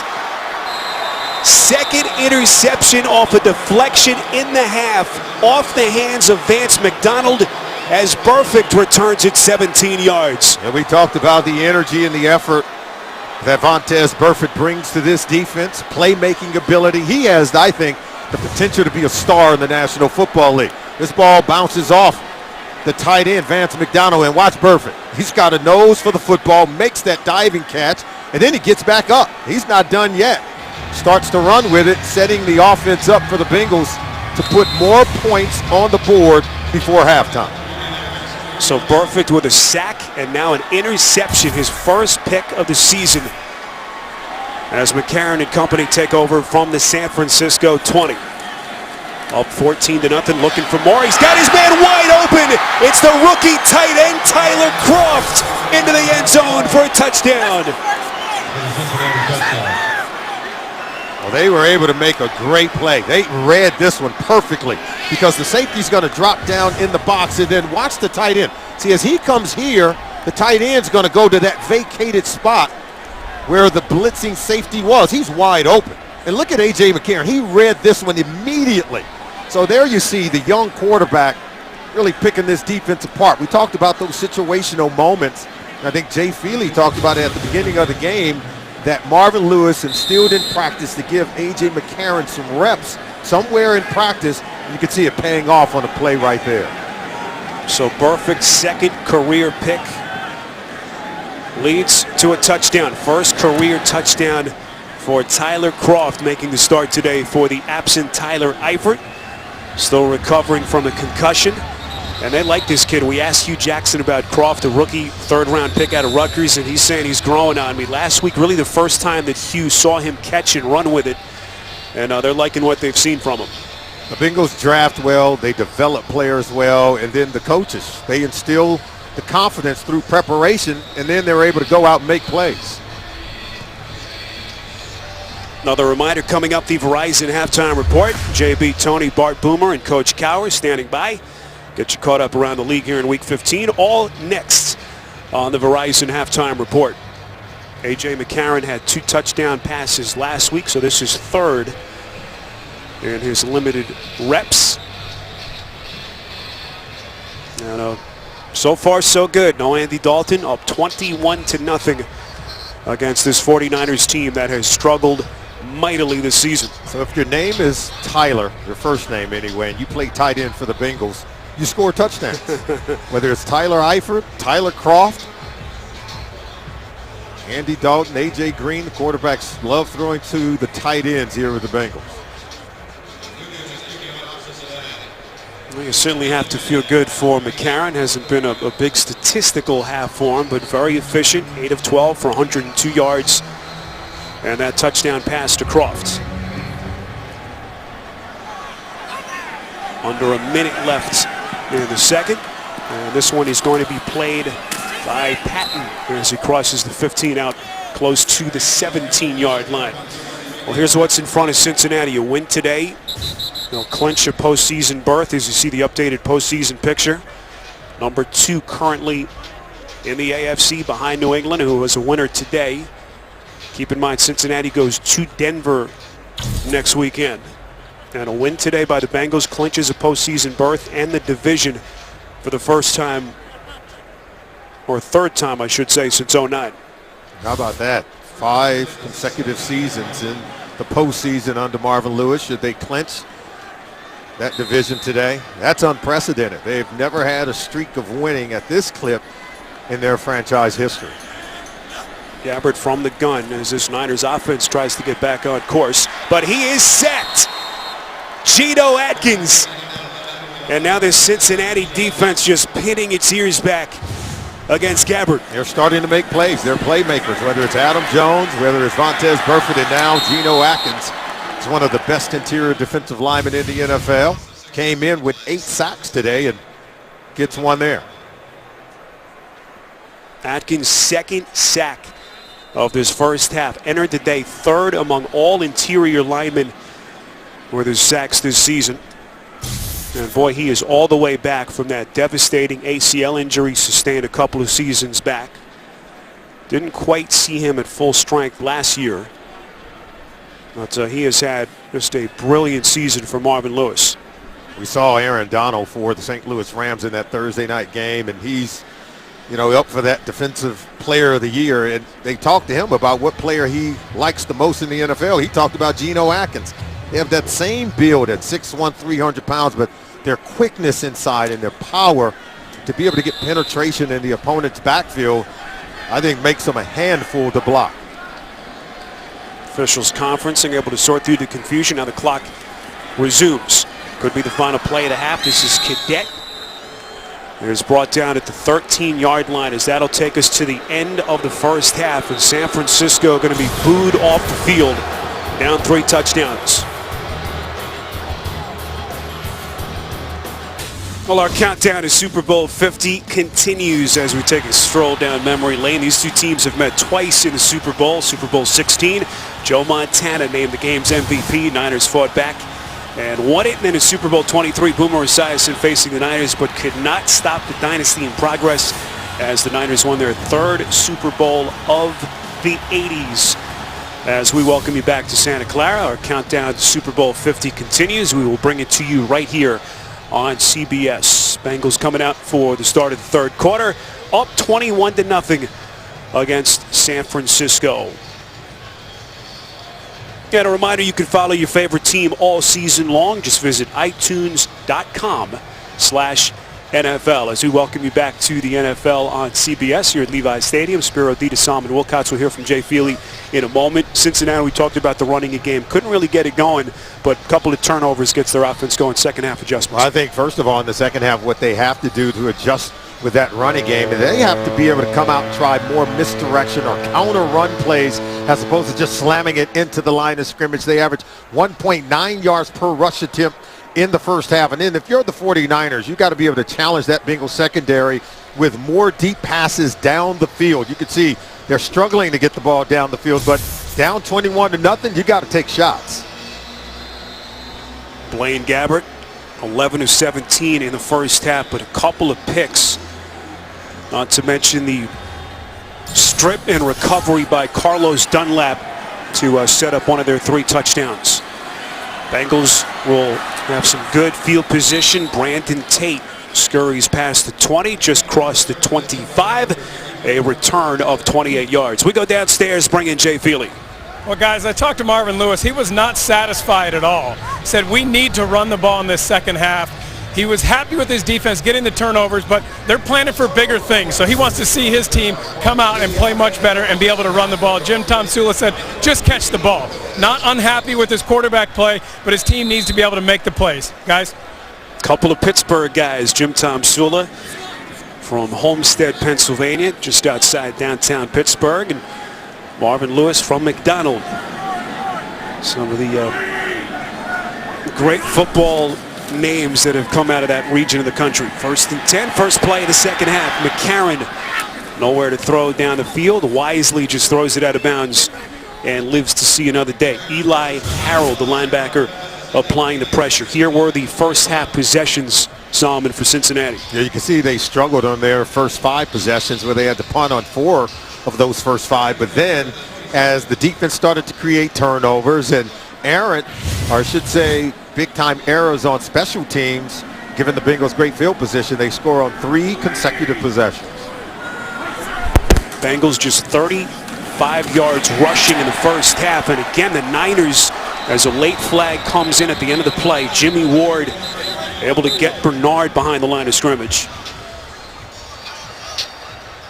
Boy, what a difference a week makes in terms of the San Francisco run defense. Loss of 3 if it stands. Looks like it will. Holding. Offense, number 81. That penalty is declined. Result of the play is 3rd down. Tyler Croft on the penalty. A.J. McCarron, first career start. Just doing a good job of managing the offense and not making mistakes. Really just taking the ball, getting it out quick, and then accurately down the field on a 37-yard pass to A.J. Green, and then how about the 20-yard touchdown strike to close out the first half to Tyler Croft. Told you earlier, 2-time national champion at Alabama. Part of a 3rd championship team, was the backup behind Greg McElroy. 3rd and 13. McCarron puts some air underneath it. It is caught. That's Marvin Jones on the first down catch. Out past the 35. They move the chains, a pickup of 16. Had plenty of time. They protected. They were able to pick up the blitzing Navarro Bowman, and then watch him drive this ball from one hash clear to the boundary over to the other side. Able to get the ball over to Marvin Jones against Kenneth Acker, the defensive back, covering on that possession, but showing us good arm strength on that play by A.J. McCarron. See the breakdown in distance of his throws till this point. 1st and 10. That is Bernard. Told you at the top of the show, Bernard 5th in the NFL in average yards per rush. He's been so deadly, both as a runner and a pass catcher. When he's been healthy, Solomon, Bernard has been one of the best all-around backs in the NFL. Well, he's one of those running backs I think is a difficult matchup for defenses, particularly in the passing game where linebackers struggle to cover him. But, you know, he can break off long runs. He runs it good for a smaller running back, runs really well in between the tackles. Rex Burkhead inserted here by Hugh Jackson. Lines up out of your screen pre-snap. That's Bernard on the catch. Until to this point has not been able to break free, as Bernard is just able to get back to the line of scrimmage. There are a lot of teams that would love to have a player like Giovanni Bernard in their backfield because he does so many things well. And even if you would like to maybe classify him as a 3rd down back, you can't do it because he's averaging 5.1 yards per carry. We already said he can run it in between the tackles. He can get outside and run it. And he's done a really good job of picking up the blitzing linebackers today. 3rd and 8. 4 wides for Cincinnati. McCarron, little bubble screen to the tight end Croft. The rookie, first down catch and run. Late flag comes in from the Niners secondary. 12 yards on the pass play if it stands. See, if you catch and run in practice, your coordinator will design plays like that for you if you're Tyler Croft.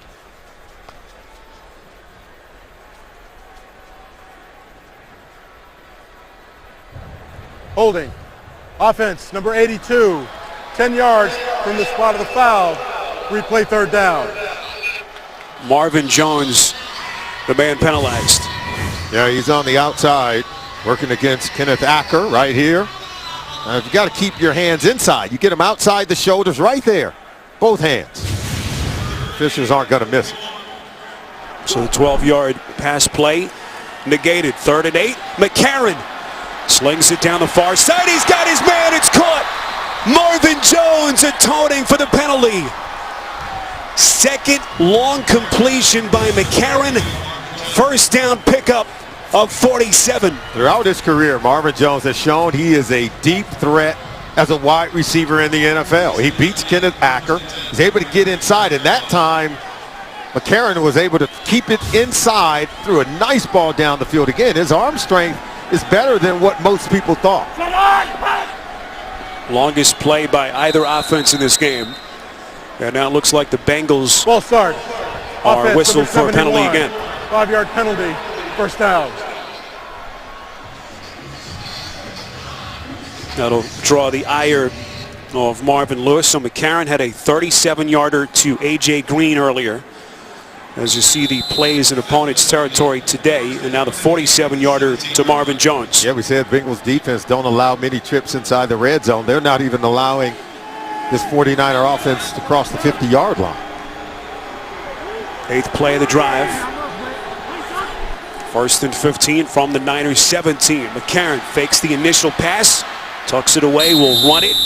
Just barely able to get back to the line of scrimmage. Fascinating to see how McCarron navigates his way through this game. He's got the comfort of a 3-touchdown lead. And until this point has not made any glaring mistakes as Dalton looks on. Yeah, Dalton, he kind of flashed a smile to Dalton. You know, Dalton's one of the best red zone quarterbacks in the NFL. You could see some of that rubbing off on A.J. McCarron on that play. He didn't throw it into a crowd of defenders, decided to keep it himself and just ran it out of bounds and lived to fight another day. Just made a really good decision on that play. McCarron under center, 2nd and 15, pitch to Bernard.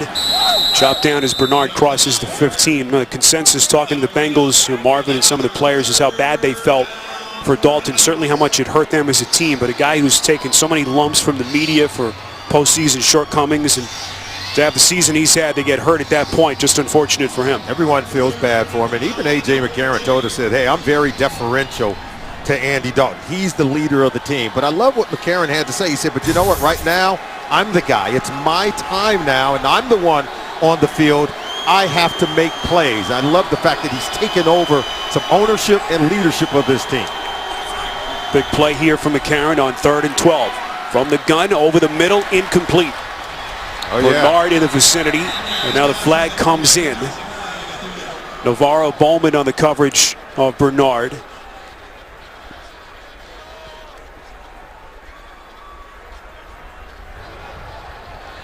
Pass interference. Defense number 53. Automatic first down at the spot of the foul.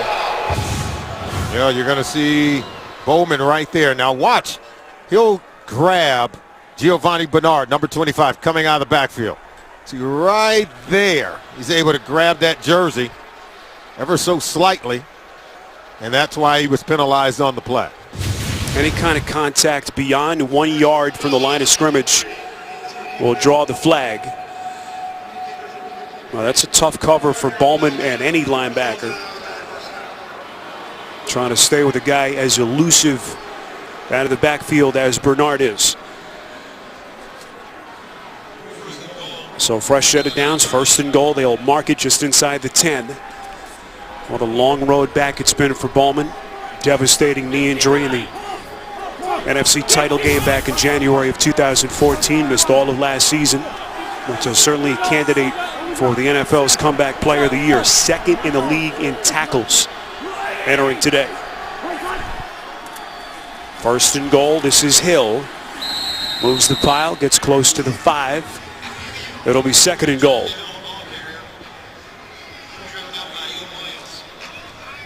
Never seen that 21-0 lead. You just get the sense that the Bengals are still trying to work and improve in some areas. And one of those areas, I think, is their run game. The 49ers have been stout at the point of attack. We said one of the second-half adjustments for Marvin Lewis in this offense. As you can see, they've been productive inside the red zone. Some misdirection and counter-run plays as opposed to slamming it inside. Long drive for Cincinnati, nearly 6 minutes. 2nd and goal, Hill. Nifty little cutback maneuver tackled by Bowman. There's been a one-man show for the Niners till this point. This is what we call counterplay. Look, they're going to pull these guys backside, and then they start one way, but then see how he starts one way, but then come back the other way? That's to create better blocking angles, but they miss on Navarro Bowman. Clint Bowling, number 65, he missed on the block, or they would have had themselves a rushing touchdown. Bengals have converted 4 straight 3rd downs after starting 0 for 5. 3rd and goal from the 4. McCarron from the gun. Goes through his progressions, throws end zone, incomplete. Trying to locate A.J. Green. Green playing with that tweaked back that he hurt yesterday in their walkthrough here. Coverage by Jimmy Ward. Yeah, he'll start inside as he comes out. Look, Ward has good coverage here. And I think McCarron put that ball where he should have. Way to the outside, and then just throws it away. You can see Hugh Jackson over there coaching up the young quarterback. Green spending a lot of time with McCarron during the week as they started getting together soon after that game against the Steelers last Sunday. McCarron asking his wide receivers to come in a day earlier than they usually will Tuesday morning. Spent a lot of time in their meeting room. All to try to get ready for this one here in Santa Clara. 24-0 as Nugent is able to salvage 3 points. Tuesday on CBS, a pill makes him a crime-solving genius, and the FBI has made him their greatest asset. Don't miss the new hit drama, Limitless, Tuesday, 10/9 Central, only CBS. Levi's Stadium, Santa Clara. A lot of Santa Clauses are out. Happy holidays. Just a couple of days away from Christmas. Boy, how about that way to start the second half? A drive of 70 yards in over 6 minutes as Mike Nugent converts a 22-yard field goal. Blaine Gabbert will have it from the 20 as they still look for their first points. The NFL on CBS is sponsored by Southwest. Transparency. Low fares, nothing to hide. Zales. Declare your love with gifts from Zales, the Diamond Store. And by Bose. Music deserves Bose.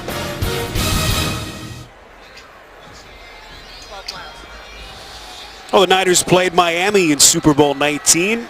They're about 20 miles from where we are here at Stanford Stadium in Palo Alto. But that certainly seems like a distant memory. Niners' longest drive that they've had today has been 5 plays, 24 yards. This offense right at the bottom of the NFL in most major categories continues to struggle. We go downstairs to Jay Feely. Well, it's not getting any easier for the 49ers. The running back, Sean Drone, ruled out for the game with a knee injury, so they'll have to do it without him, guys.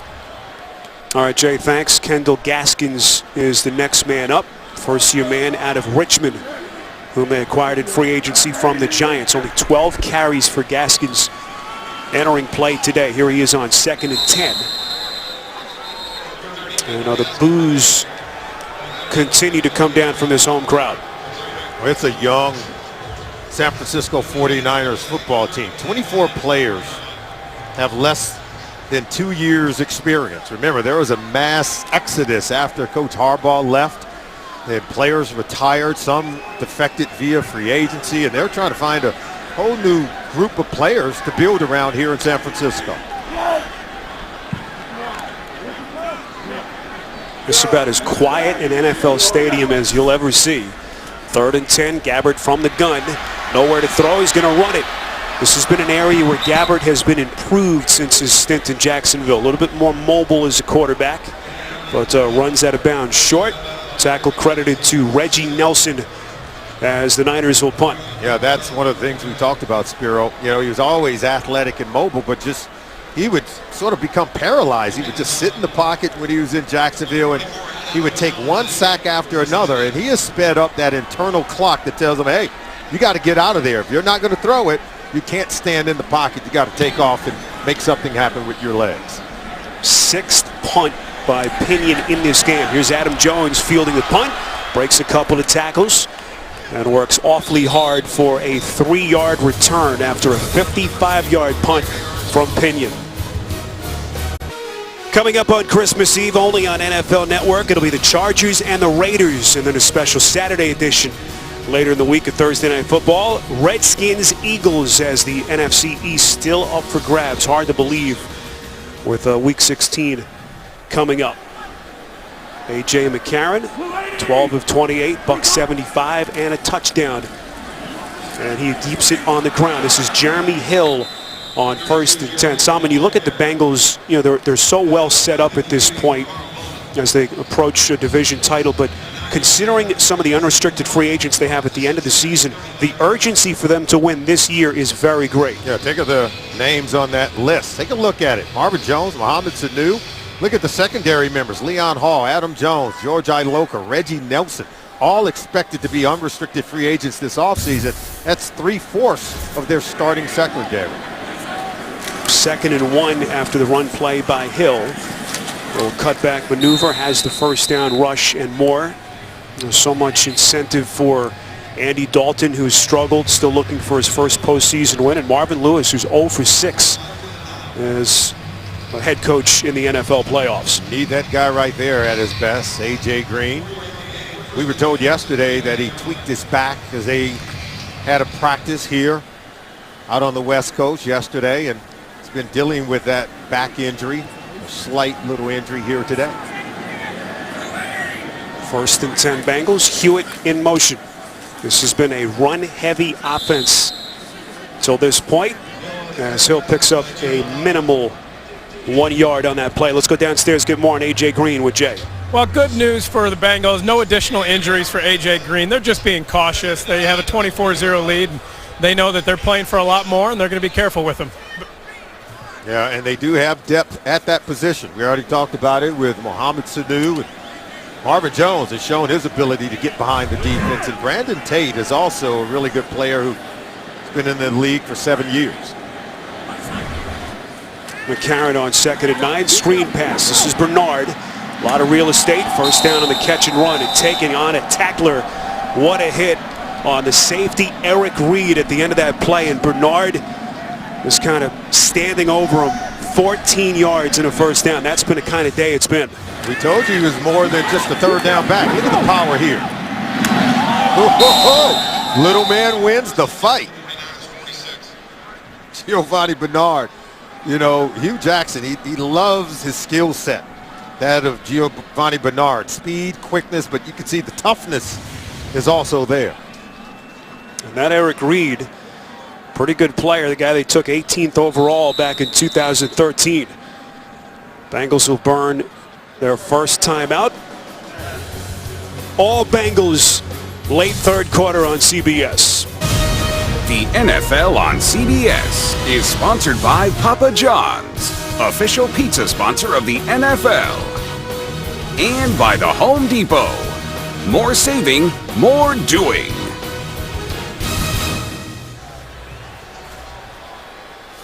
Well, Niners fans just trying to keep warm here on a blustery day, last day of fall. Temperatures in the 40s here in Santa Clara. 1st and 10. Bengals inside Niners territory. Here's Hill. Ball comes loose. It's still loose. And San Francisco with its first big defensive play. Ian Williams falling on the football. And finally something for these fans to cheer about. Wow, they try to pull the right tackle, Andre Smith. He gets knocked back right there, right into Jeremy Hill. Ball comes out. Ian Williams, one-man wrecking crew on that run play. Says they try to pull the tackle. And if you're Andre Smith, you can't allow yourself to get knocked back that way. Knocked right back into Hill. Hill doesn't protect the football, puts it on the ground, and Williams scoops it up. Well, Hill has had ball security issues, had the 2 fumbles lost in a game against San Diego back in week 2, got him benched. And their first turnover here to give the Niners the football. Here's Bolden on a first down catch. Bolden stays in bounds.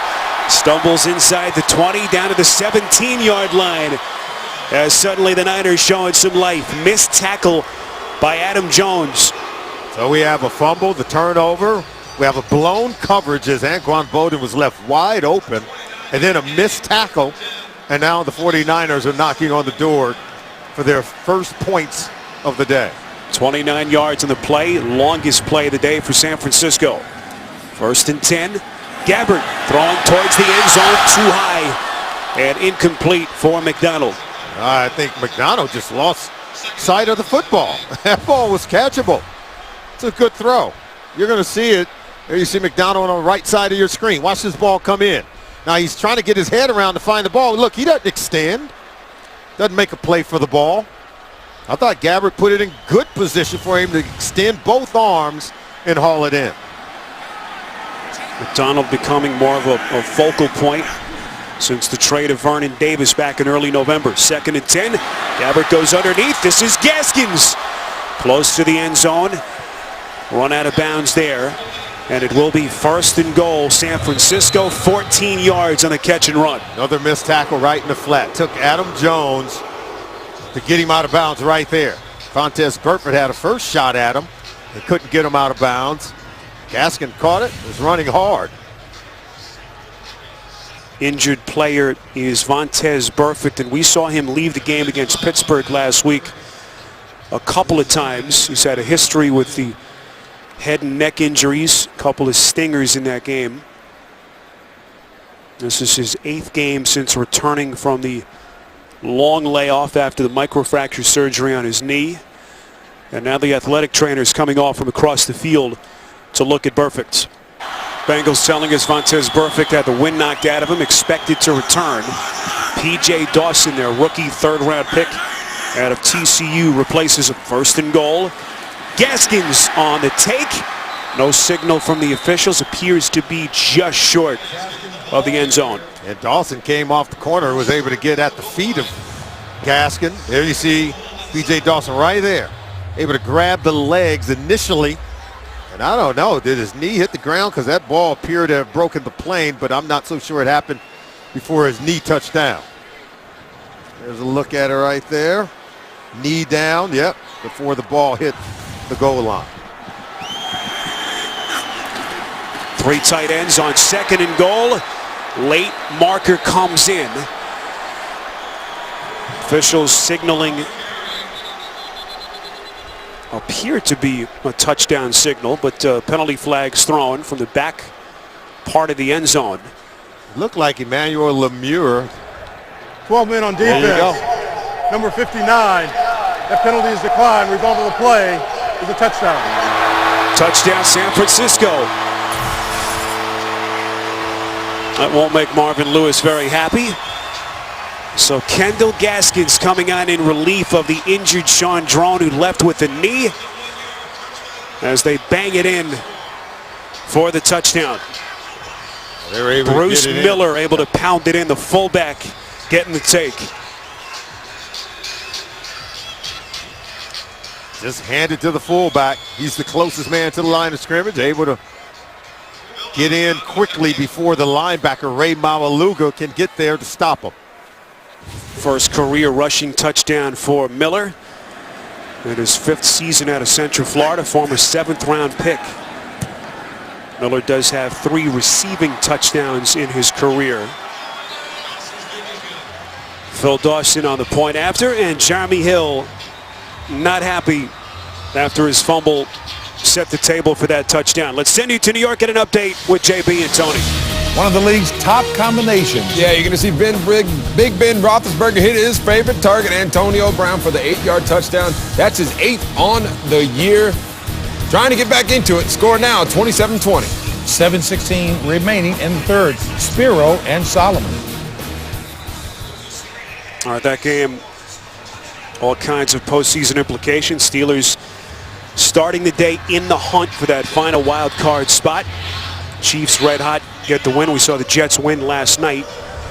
But it's going to come down to a couple of interesting weeks to close out the regular season. Get the sense in that game between Denver and Pittsburgh, either way, it sort of helps the Bengals, because if Denver loses, then of course the Bengals get even closer to securing that number 2 seed in the AFC playoff picture. And then if Pittsburgh loses, it kind of get the Steelers off their heels a little bit, give them a little bit more breathing room, even though a win here today could take care of all that for the Bengals. Bengals win today. They clinch a postseason berth, clinch the division, and move one step closer to a potential bye that they covet, especially with some of the injuries that they have. That's Tate, crosses the field across the 20. Good return of 22 yards brought down by Kenneth Acker. Coming up next Sunday, the NFL on CBS runs out rivalries. One matchup will pit Tom Brady and the Patriots against Ryan Fitzpatrick and the Jets. Massive game there. Some of you will see the Steelers and the Ravens. Check your local listings, beginning with your Super Bowl 50 team. JB, Tony, Bart, Coach, and Boomer on the NFL Today. Well, here are the current top 3 seeds in the AFC. Bengals, boy, they need that bye badly to try to get Dalton an extra week of rest. Absolutely, that's what the coaches are talking about. But first, they've got to go through Denver next week. Top 2 seeds will have that first round bye. Bernard brought down behind the line of scrimmage. Multiple flags behind the play. Holding. Offense number 61. 10-yard penalty. First down. That's the center. Russell Bodine, you'll be able to see him right there. Take a look at it. Got to move your feet, but then you can't hook. That's Ian Williams. He's already been causing enough fits for this Bengals offensive line today. So 1st and 20 after the penalty. Bernard, the lone setback, flanks McCarron. With just under 3 minutes left in the quarter. McCarron keeps it underneath. This is Bernard. Minimal gain. And now late flag. Well, there's a reason why a team is 4-9. Many reasons, but that kind of a mistake, certainly one of them.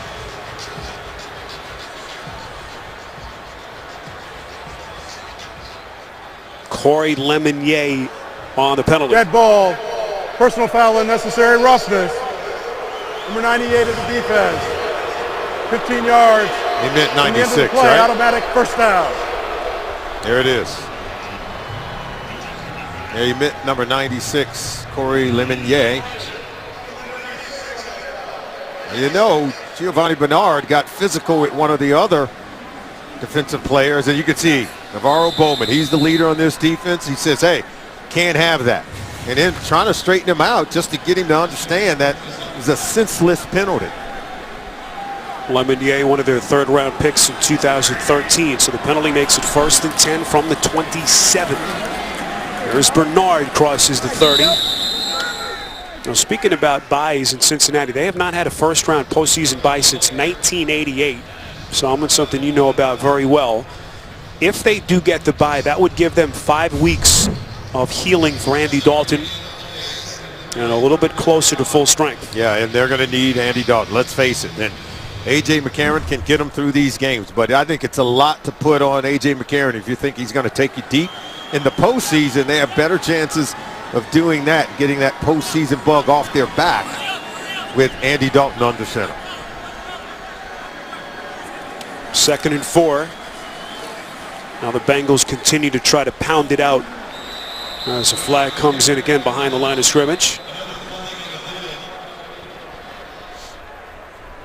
Holding. Offense number 61. 10-yard penalty. 2nd down. Their 2nd penalty on Bodine. Well, it's Andy Dalton enjoying a career season.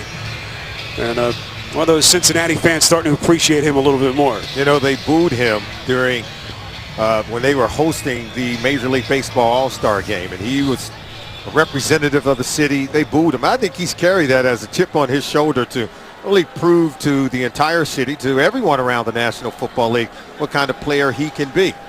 But you can see those numbers in the playoffs. That's, I think, maybe that next hurdle in the future of Andy Dalton, to prove he can get it done in the 2nd season.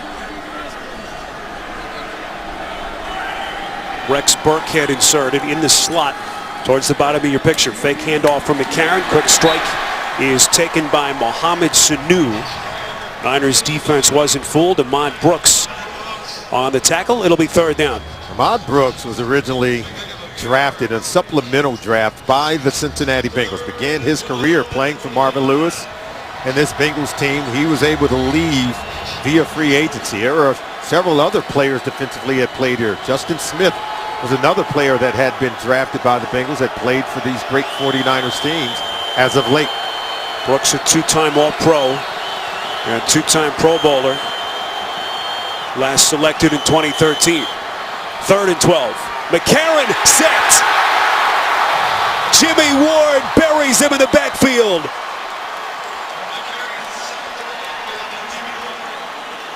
It's a loss of 10, and Cincinnati will punt. McCarron never saw him coming because he comes late and he comes from that backside there. And as McCarron was looking to his right, and look, he never saw Ward. We talk about blitz recognition and understanding of defensive fronts. Some of it just comes over time. You need to catalog a number of plays to develop that kind of experience.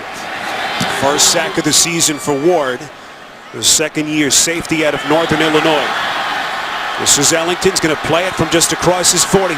Ellington across the 45, ahead close to the 47. 8 yards on the return and a 46-yard punt from Huber. Coming up Saturday, 2 8-win teams head to the postseason when the Miami Hurricanes take on the Washington State Cougars in the Sun Bowl right here on CBS Sports. 24-7 Cincinnati with 8 seconds to play in quarter number 3. Some of your statistical leaders till this point. Not much in the way of running the football through the first 3 quarters. 1st and 10, Gabbert. Pass protection, nowhere to throw the football. Late flag comes in. Geno Atkins able to get the late pressure. Holding. Offense number 66. 10-yard penalty. First down. That's Marcus Martin, who today slides over from center to guard for the injured Alex Boone. 4th holding penalty against San Francisco. He was working against Geno Atkins. Needs some help trying to block Geno. Start of the 4th quarter, 24-7. Well, so much talk this week about that listless performance by Jim Tomsula's team in Cleveland last week. No, they have followed it up with another disheartening performance so far, down 24-7. Another drop pass. That one just bounces off the pads of Kendall Gaskins. But this a very difficult situation for everyone involved. New head coach, and look at all the defections during the offseason. Yeah, Frank Gore. You lose the leadership of Anthony Davis in that locker room, and Patrick Willis and Justin Smith, 2 of the best defensive players in this league, also left the team. And great coaches also left. Not just Coach Jim Harbaugh, but Vic Fangio, a defensive coordinator, one of the best offensive line coaches, and Mike Solari and Ed Donatel also left. When you lose the players on that list and other assistant coaches also, it's like a brain drain, a talent drain that Jim Tomsula no longer has at his disposal. And so this team is certainly under reconstruction. They have to go out and replace that talent you saw. Injured Niner is Marcus Martin, their usual center, who today again is playing guard. Former 3rd-round pick out of USC, 2nd NFL season, as the San Francisco athletic trainers have come onto the field.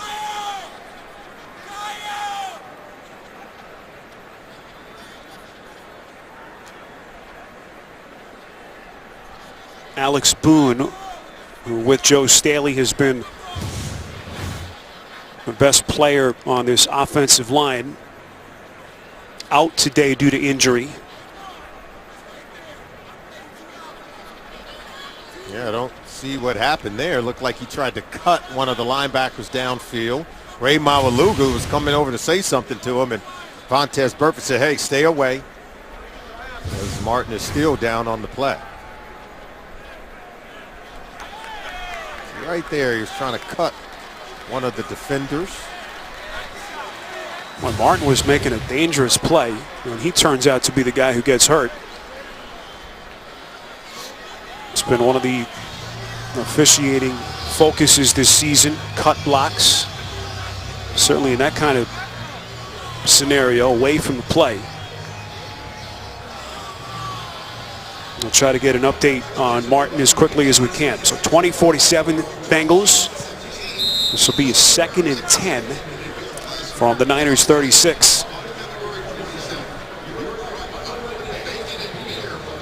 Daniel Kilgore has come on for Martin at guard. 2nd and 20. That pass is caught. It's Blake Bell, the tight end. Former 4th-round pick out of Oklahoma. 2nd catch of the day. He had only 10 entering this game today. Let's go downstairs to Jay. Hey guys, I had a chance to talk to Al Guido, the CEO for the 49ers beforehand. They knew what they were getting into when they had all the defections. Said they underestimated a little bit the impact that it had in the locker room, specifically a lack of leadership. Solomon, you've talked about that. But I think they're confident with Jim Tomsula going forward. 3rd and 12.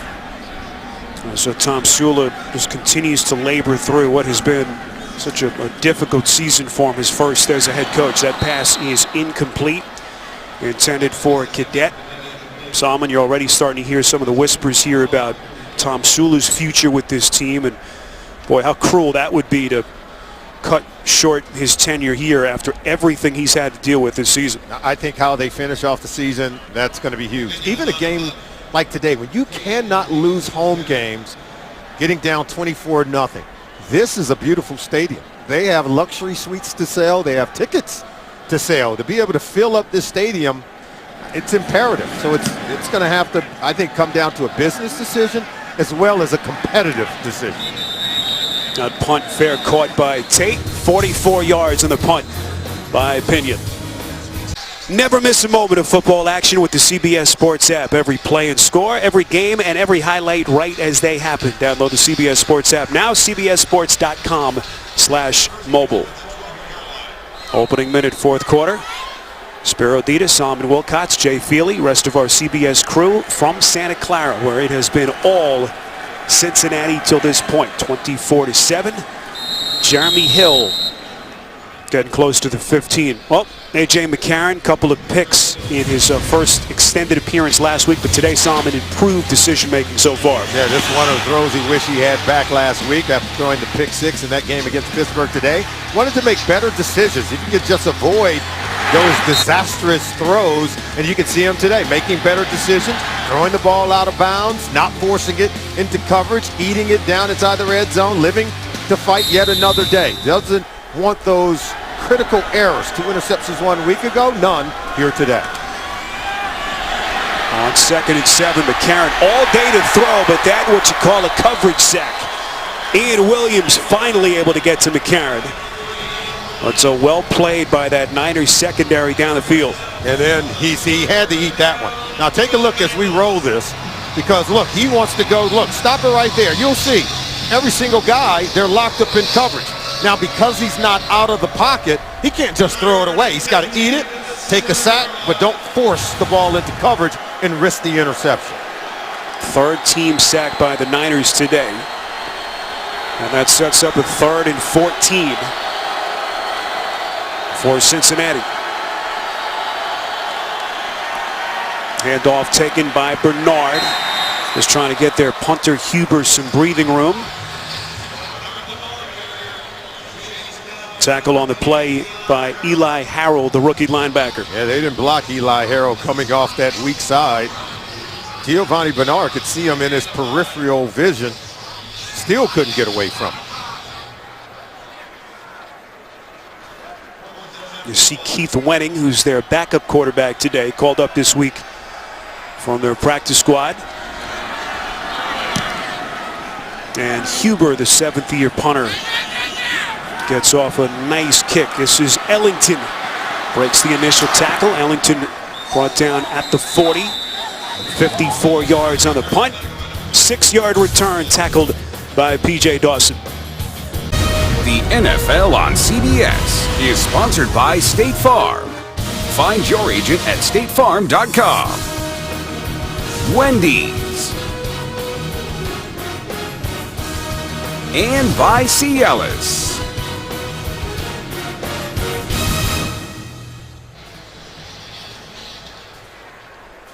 Early stages, fourth quarter, Levi's Stadium. That has been awfully quiet today. 24-7, Bengals in front. 1st and 10, Blaine Gabbert from the shotgun. They'll keep it underneath. Little screen pass to Kendall Gaskins. There's so much history between these two, the ties that run so deep.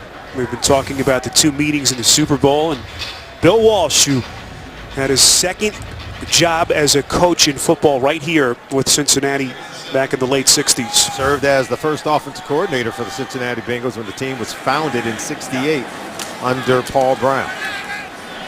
2 of the iconic names in pro football history.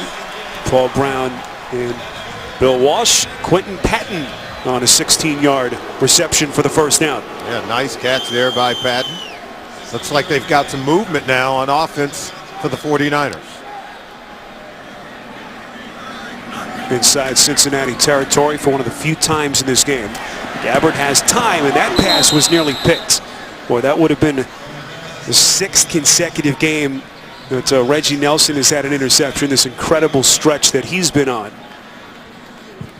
In his 9th season, defensive back coach, Vance Joseph made a real good, I think, strategic move in just playing Reggie Nelson with greater depth where he could see more, react and respond and come up with the football. Gabbard on 2nd and 10. Goes underneath again to Gaskins. Nelson tied for the longest streak in franchise history with the interceptions. Carolina's Kurt Coleman saw his streak end today. Also had a pick in 5 straight games, but just an incredible season that Nelson has had. What did Marvin Lewis tell us? He told his secondary members, we don't pay for incompletions. If that ball goes down the field 30 yards or more, it's got to be ours. We got to come down with interceptions. And Reggie Nelson has heard his coach and responded. Niners 0 for 9 on 3rd downs today. Make it 0 of 10. Needed only a yard, but Gabbard a little bit too high with that pass intended for the rookie tight end Bell. Yeah, and I can tell you right now, Reggie Nelson was coming downhill as if he was going to intercept that one. Looks like they're going to go for it on 4th down. Gabbard wants another shot at it. It's only 4th and 1. But given what the score is and where their record is right now, may as well go for it. Bruce Miller, the fullback, lines up in front of Gaskins. I formation, Miller on the take, and he does have enough for a San Francisco 1st down. I love the way Miller ran on this play. Watch, he doesn't just plunge in there. Watch his footwork. Watch how he keeps his head up, able to slide off that left tackle area. And see how he slides his feet to come down the line to find that soft spot. He's able to get outside of number 50, A.J. Hawk, where he's able to pick up 1 yard to gain the 1st down. Miller had the touchdown earlier for the Niners. Gets him a fresh set of downs here. 1st and 10. Little jump throw on that play from Gabbard. And completes to Gaskins for a dozen and another 1st down. Well, you like the way that they're moving right now. Gabbard's making good decisions of where to go with the football. This is a 49ers offense that has just 19, making 20 touchdowns on the season, fewest in the NFL. As Gabbard nowhere to go, just throws it out of bounds. Pressure applied by Dunlap. Smart play, yeah. Dunlap was coming, and then on the delayed blitz by Reggie Nelson, Gabbard knew he had to just throw this away. Look, 2 defenders stalking him. Just throw it out of bounds.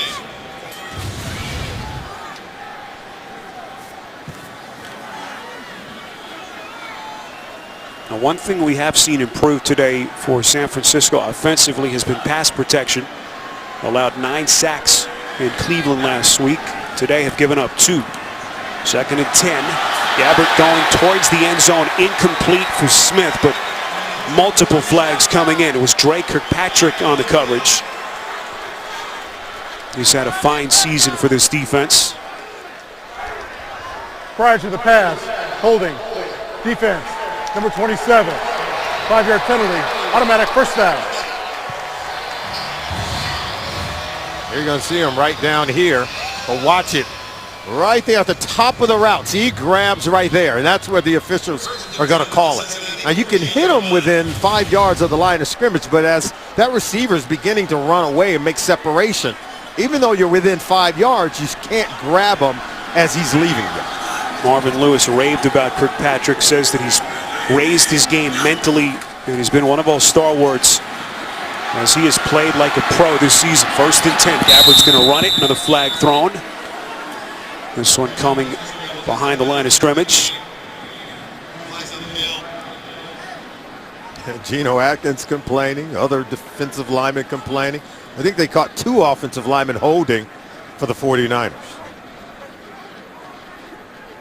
They're trying to figure out which one to call it on. Take your pick. Bengals defensive line can be a handful. Holding, offense number 71, 10-yard penalty, 1st down. That's Eric Pierce on the penalty. And he was working against Carlos Dunlap. You know, Dunlap has himself 10.5 sacks this season, but there you see right there, 71. Oh, he's working against Geno Atkins. You can see that hand to the face. Yep, they were able to capture it.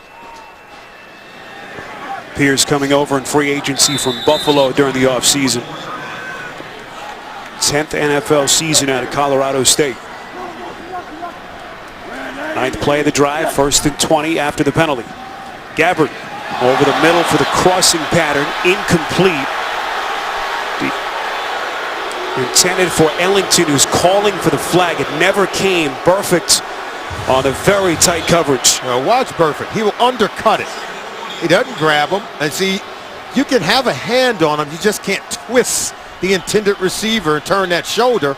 And he's able to undercut it and get an arm on the football. That's excellent coverage. He was moving his feet. And what a big man. I mean, he's 250 pounds, but you can see how well he moves in coverage. Boy, what an addition Burfict has been. His status was really in doubt after that microfracture surgery, lengthy delay in coming back. But he has come back with a vengeance. That pass is caught by Bolden, but he is going backwards. Back to New York in an update with JB. Pittsburgh has erased a 17-point deficit. Yeah, and they're coming back with a vengeance. Ben Roethlisberger hits Marcus Wheaton right here for the 9-yard touchdown. We are all tied up in a very exciting game, 27-27. 12:34 left in regulation. Spiro.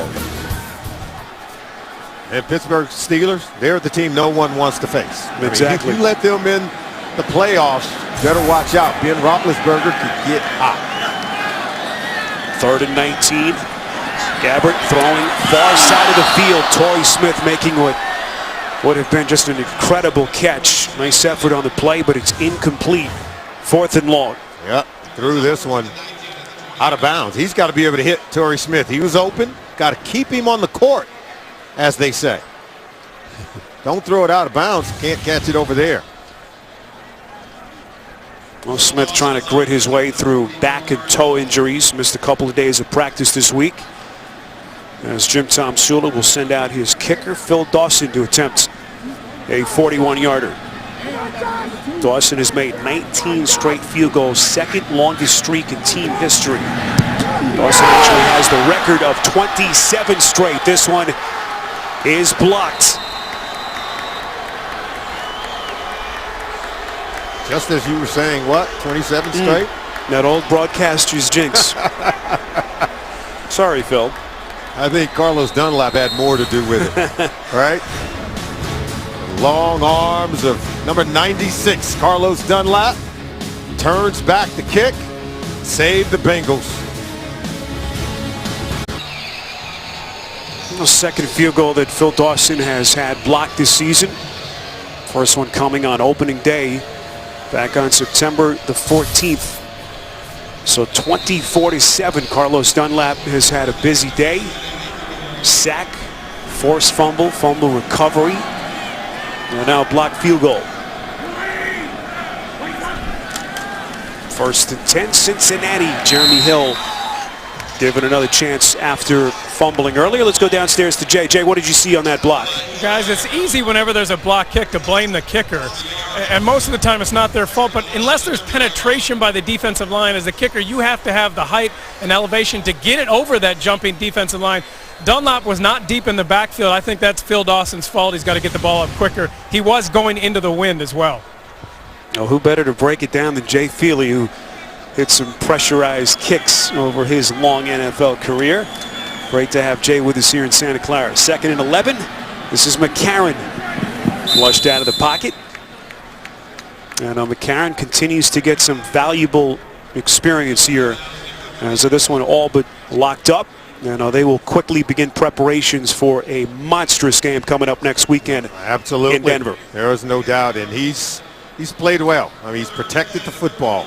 Sure, they're going to get back, and the evaluation is, hey, we got to be better on 3rd down. Got to be better at picking up and reading the blitzing defense and not taking sacks as he has done on his last 2 possessions.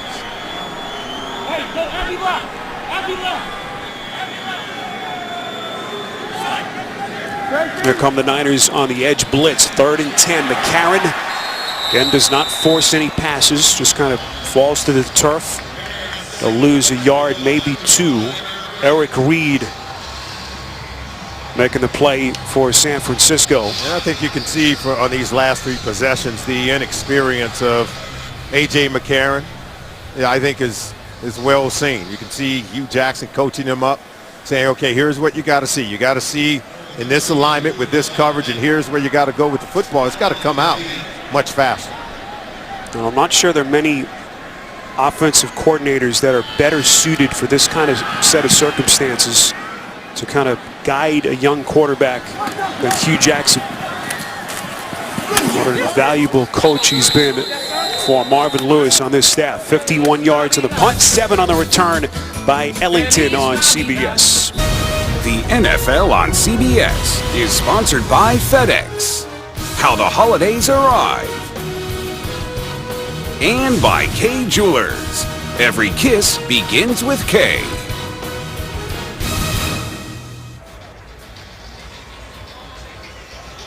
A lot of empty seats here at Levi's Stadium on a chilly Sunday. Last day of fall here in Northern California with temperatures right around 48 degrees at kickoff. 1st and 10 for Blaine Gabbert and this offense as they start just outside the 25. Gabbert over the middle, completes to Bolden. Well, here is what is in front of the Bengals. A win today will clinch the division, their 3rd crown since 2009. Pittsburgh right now tied with Denver. 27 apiece in that game. Cincinnati, of course, trying to move one step closer to that coveted first-round postseason bye, something they have not had since 1988. This is Patton. Breaks the initial tackle, gets close to the 50. First down catch and run of a dozen to move the chains. Yeah, Bengals were swarming there. They had Trey Kirkpatrick there, and how about Sean Williams filling in for George Iloka at that other safety spot opposite of Reggie Nelson. Iloka out, aggravated a groin injury last week in that loss against the Steelers. Gabbert on first down, completes. That's Gaskins underneath. Little crossing route. It's inside Cincinnati territory. A pickup of 9 brought down by Leon Hall. You know, we talked about this team needing to get things done in 2015 in terms of winning in the postseason. It's a veteran team. They're battle tested. And it's Gabbert, and throw it a little bit behind Torrey Smith as it falls incomplete. Yeah, we talked about them being battle tested, but a number of players are going to be unrestricted free agents. There's coaches on this coaching staff that, you know, they keep winning, so other teams, when they're looking to fill a head coaching spot, they're going to want to interview some of these coaches. So Cincinnati Bengals are well aware of what they need to get done in 2015. This same team won't be back together next year. Yeah, we've heard Hugh Jackson's name already bandied about in terms of some expected openings around the NFL, even at the collegiate level. You see San Francisco 0 of 11 on 3rd down, and they continue to struggle as that pass underthrown intended for Blake Bell. Pressure coming from Burfict. It's their inability to pick up Vontaze Burfict. That's why that Gabbert had to abort the play. Simply had to roll out of the pocket. Once you get out of that tackle box, you can throw the ball away. Now on 4th and 1, let's see what they dial up. Did convert a 4th down earlier in the half. As we move inside of 5 minutes. Bengals showing blitz. Gabbert protected and completes. That's Patton on a sliding catch. 8 yards and a first down. That was a really good catch because Trey Kirkpatrick was all over him. Look at this. Almost got it out. They just might want to skip 3rd down, go right to 4th. Gabbert. Boy, you thought maybe he would escape, but Domata Peko able to get his arms around him, and he does the little Samoan dance. Domata Peko, look at him. It's his 5th sack on the season. He dances around with Gabbert and then does a solo. How you like that one? That's a lot of jiggle. Having fun. What a character Peko is. Such a warm guy. We've had a chance to spend some time with him. Born in L.A., but grew up in Pago Pago in the South Pacific. What a career he has had. All 10 of his seasons in Cincinnati. Gaskins on another catch. Peko told us when he first fell in love with the NFL, was a little kid. They used to get together with the entire village where he grew up and watch the Super Bowl. And he told his parents as a young kid, I want to play in the NFL. Oh, he's been a tremendous leader on this football team in his 10th season out of Michigan State.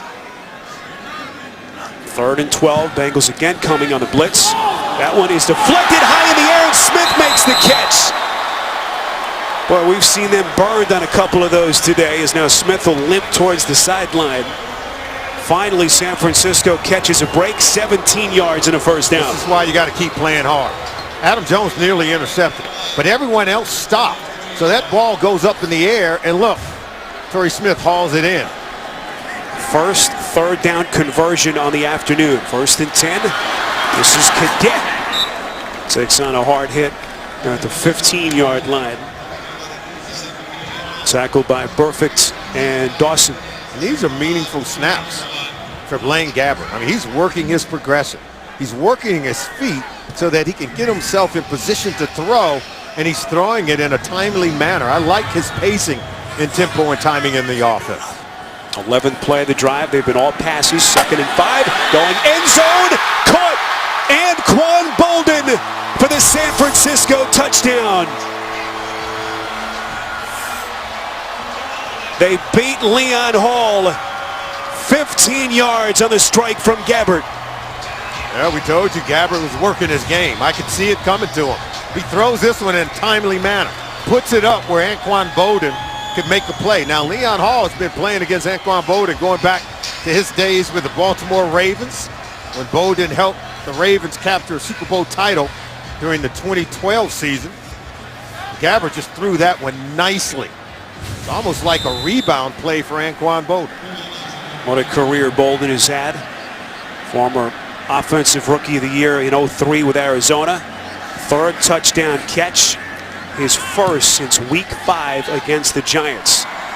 Dawson's point after is good. And that gets the Niners to within 10. Tonight on CBS begins with 60 Minutes and a rare look inside Apple with CEO Tim Cook. That's followed by the season premiere of Undercover Boss, then Madam Secretary, and a new CSI Cyber, only CBS. Well, you're Marvin Lewis. You look up, only a 10-point game. We're 2 and change remaining in this 4th quarter. Let's go downstairs, bring in Jay Feely. Obviously, onside kick, Jay, in play here. What's the general strategy here if you're the kicker? Well, you see Phil Dawson going out there. They've been using their punter, Bradley Pinion, throughout the game and the season to kick off, so you know they're going with onside. Phil Dawson likes to hit the high hop onside to his right. That's where 49ers have overloaded their personnel as well. He wants to get it about 11 yards down the field. They want to come up, get the front line blocked, and have the 1 or 2 guys that are their hands guys to come and recover the ball. Yeah, Jay, and the Bengals have overloaded on that side. They've got 6 players there. Look at Mohamed Sanu behind that first wave. Their job is to block the oncoming guys for the 49ers and keep him clean to make the catch. The ball has to go 10 yards for San Francisco to be able to recover, as now the Bengals are going to burn their 2nd timeout.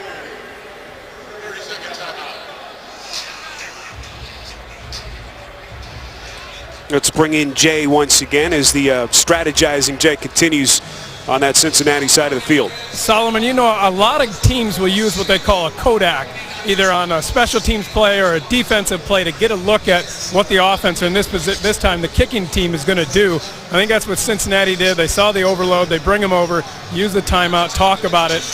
They want to make sure that Sanu is going to be able to be free and come up and get that ball, get good blocking on the front line. Yeah, Jay, that Kodak is sort of like taking a snapshot, getting a picture of it. Darren Simmons, special teams coach for the Cincinnati Bengals, well played. Phil Dawson will get himself set. 2:17 to play. Niners have all 3 timeouts and the 2-minute warning still to come.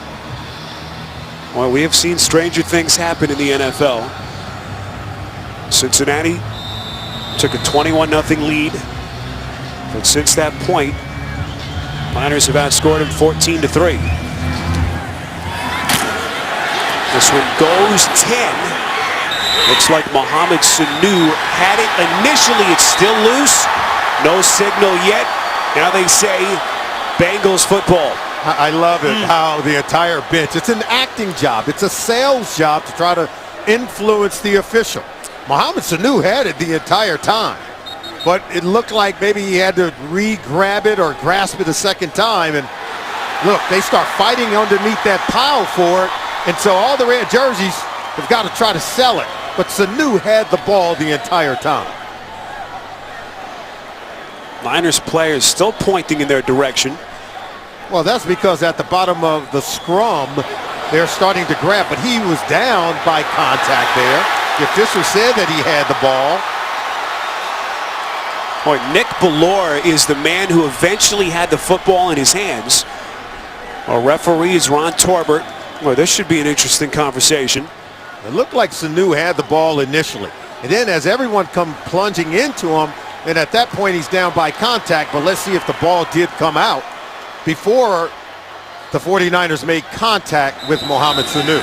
And Salman, it's interesting as we watch them conference here. This week the league sent out a memo to all 32 teams about the procedural changes that we'll see in the playoffs for situations like this, that they'll be able to have an open line of communication with the people in New York, Dean Blandino, to make the correct call. San Francisco is challenging the ruling on the field. The Cincinnati recovered the onside kick. We'll review the play. Now the rules are different for the ball changing hands at the bottom of a scrum. Now, that's not totally reviewable once they get into the scrum. So it's going to be based on who's the last guy that has the ball. Okay, he didn't have it. He never had possession of it. So I stand corrected. This is going to be 49ers football. Unbelievable. Nick Bellore is the man who fell on the football. Sanu never had control. Never had control, never had possession. And that is as definitive clear evidence as you will see. And this one could be a much easier call than we initially thought. See, from up here, we had a different angle. We were behind Sanu. It looked like that ball rested right in his chest, and it looked like he had gone down with it because you couldn't see that ball ricochet off his helmet into the ground. And there you see the 49ers made a clear and visible recovery. All right, let's bring in Mike Carey from New York. Mike, what are you seeing? Yes, I think you have it described exactly right. There was no clear recovery by Cincinnati, but there was, in fact, a clear recovery by San Francisco. If I'm in the booth, I reverse this to San Francisco's ball, 1st and 10. Now, remember, the new memo put out by Blandino is only affects replay or administrative changes, right, like the clock, the downs, things like that. They will not get involved in judgment calls outside of replay. Right, nothing to do with penalties that have been called. As Mike Carey, our officiating expert, joins us from New York. There you see Sanu. Never has control. Never had control, and the then ball Bellore gets covered falls up. on it. We lose it, but there are only San Francisco players around. Clear recovery. Nick Bellore, the 50-year linebacker. Ruling on the field is changed. San Francisco recovered the onside kick. It was San Francisco's ball, 1st and 10 at their 45-yard line on their half. San Francisco is not charged with the timeout. Now, how about this? You know, after Darren Simmons, the special teams coordinator, called the timeout, the Bengals were in position to make the play. It was up to Mohamed Sanu because that wall kept him clean, kept him protected. He just has to make the catch, even though he knows there's going to be a collision there. There's Simmons talking it over with Sanu. Again, Niners all 3 timeouts and the 2-minute warning. 1st and 10, Gabbert completes. Bell inside the Cincinnati 30. And suddenly here come the Niners. 27 yards and a 1st down, as that will take us to the 2-minute warning. San Francisco showing a heartbeat, down 10 on CBS. For those of you expecting to see 60 minutes, you're watching the NFL on CBS. Cincinnati in Santa Clara taking on the Niners. Alongside Solomon Wilcots and Jay Feely, I'm Spiro Ditas, 24-14. But this one just got a whole lot more interesting. Mohamed Sanu unable to field the onside kick, so the Niners hoping for one last push. Down 10. 1st and 10, Gabbert. Pumps, throws, end zone. It is intercepted. Picked off by Sean Williams as the safety swoops in to save the night for Cincinnati. He just threw it too late. Had a receiver open, but he doesn't see him. And look, he's going to come here, but then the safety comes over late. Now watch this. See, he comes open. Now stop it right there. Look, he's open. And all you got to do is just hit him right there. But look, he throws it way late. The safety, Sean Williams, able to come over and intercept it. That ball should have been thrown just as the receiver was coming open. Not once he got to the goal line. Jerome Simpson, the former Cincinnati Bengal receiver, was the intended target on the play. Sean Williams making his third start of the season for the injured George Iloka. His second career pick and the third interception thrown today by Blaine Gabbert. Remember, Vance Joseph, defensive back coach for the Bengals, likes to play his safeties deeper than normal so they can make plays like that, having great range. Athletic trainer still looking at Simpson.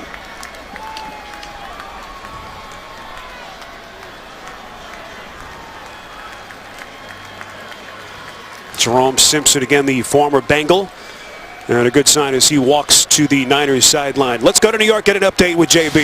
How much does Antonio Brown love having Ben Roethlisberger? Well, if he feeds him right here, keeping up the seam, he's having an outstanding game. Antonio Brown, 15 catches, 181 yards, 2 touchdowns, 24 unanswered points by the Pittsburgh Steelers. 34-27, Pittsburgh's winning. 3:24 left in regulation. Back to Spiro Leaders and Solomon Wilcots. And that Denver Broncos defense was supposed to be one of the best in the NFL, with Ben Roethlisberger and Antonio Brown having their way with the Broncos. Broncos started the day with the best scoring defense in the NFL. Cincinnati right behind them at number 2. As that Pittsburgh team red hot, 30-plus points over the last 5 weeks. 1st and 10. And now can Cincinnati run the football some? This is one of the reasons why they haven't been able to run the clock today. They've gotten next to nothing from this running attack as the Niners will take their first time out. Yeah, Marvin Lewis needs that running game to get going. A.J. McCarron needs that run game to get rolling. Marvin Lewis trying to pump up his troops. They'll fly home to Cincinnati tonight and begin preparations for their game in Denver next weekend, but not out of the woods just yet. Coming up next, we will send you to Pittsburgh. Bonus coverage of that thriller between the Steelers and the Broncos, with just over 3 minutes to play in the 4th quarter.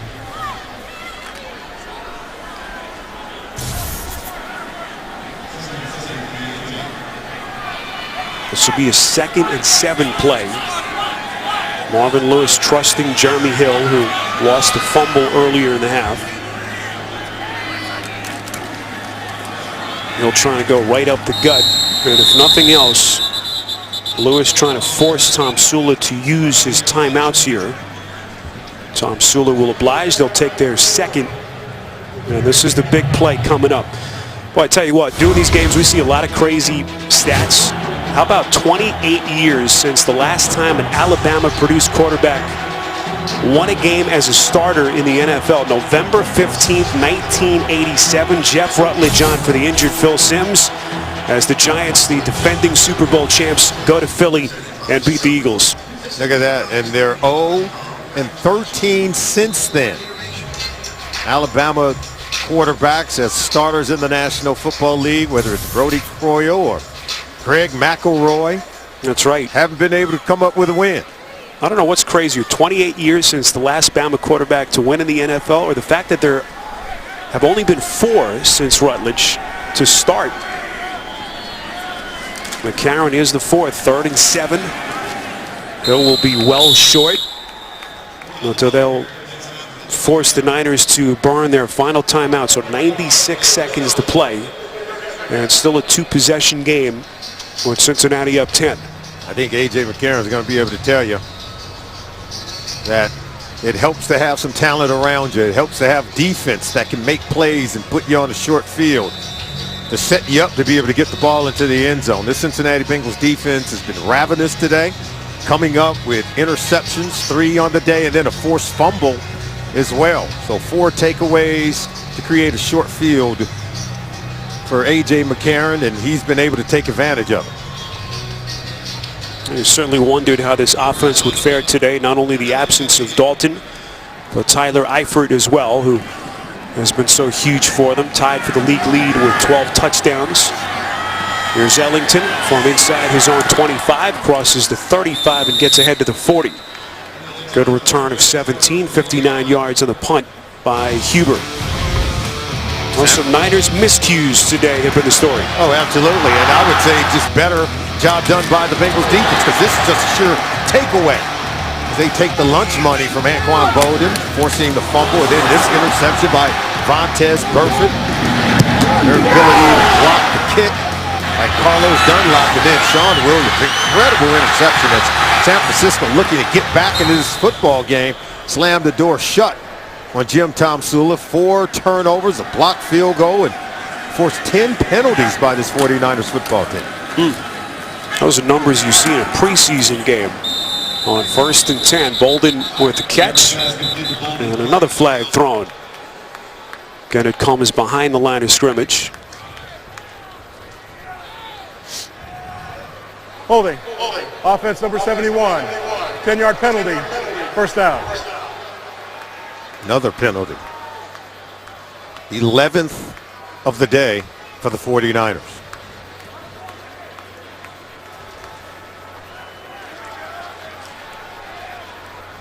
Multiple penalties against peers in this game. 1st and 20. Gabbert, nice job. Flushed out of the pocket, trying to throw on the run, and off the hands of the defender. P.J. Dawson, the rookie linebacker, who's had a chance to get some snaps here at the end of the game for Marvin Lewis. Well, P.J. Dawson's one of those players. You talked about him earlier, Spiro. 3rd-round pick out of TCU. Very instinctive player. They believe he's going to be one of those developing players that's going to be a significant talent in the National Football League. A lot of people had a much higher draft grade on him. He fell to the 3rd round, and the Bengals snatched him up. 2nd and 20. Gabbert goes underneath to Bolden, and he will be shut down at the 37. Salma, you saw what you saw today from McCarron as they will start to look ahead to Denver. Did you see enough that gives you confidence to think that they can go there and win a game under those circumstances? It's going to be tough. They got to run the ball better. More importantly, they've got to be better with their offensive line.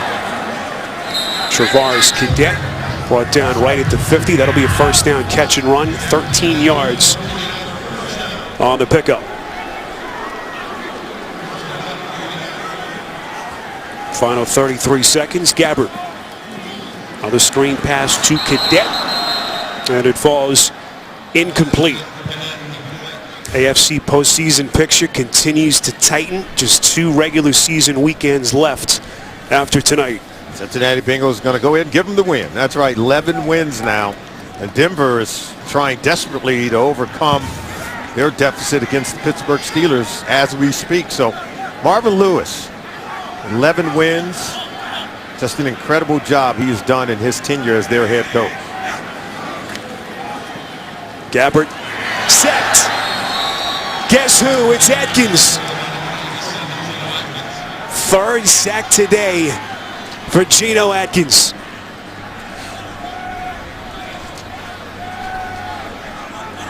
So how about that? Marvin Lewis lead the Bengals to the postseason for 5th consecutive season. Not easily done, but a job well done in a year where, you know, they've had to fight and they got off to such a great start, but looks like they're going to be able to close it out getting into the playoffs. The Cincinnati Bengals win the division for the 3rd time since '09. Let's go to New York and JB for bonus coverage.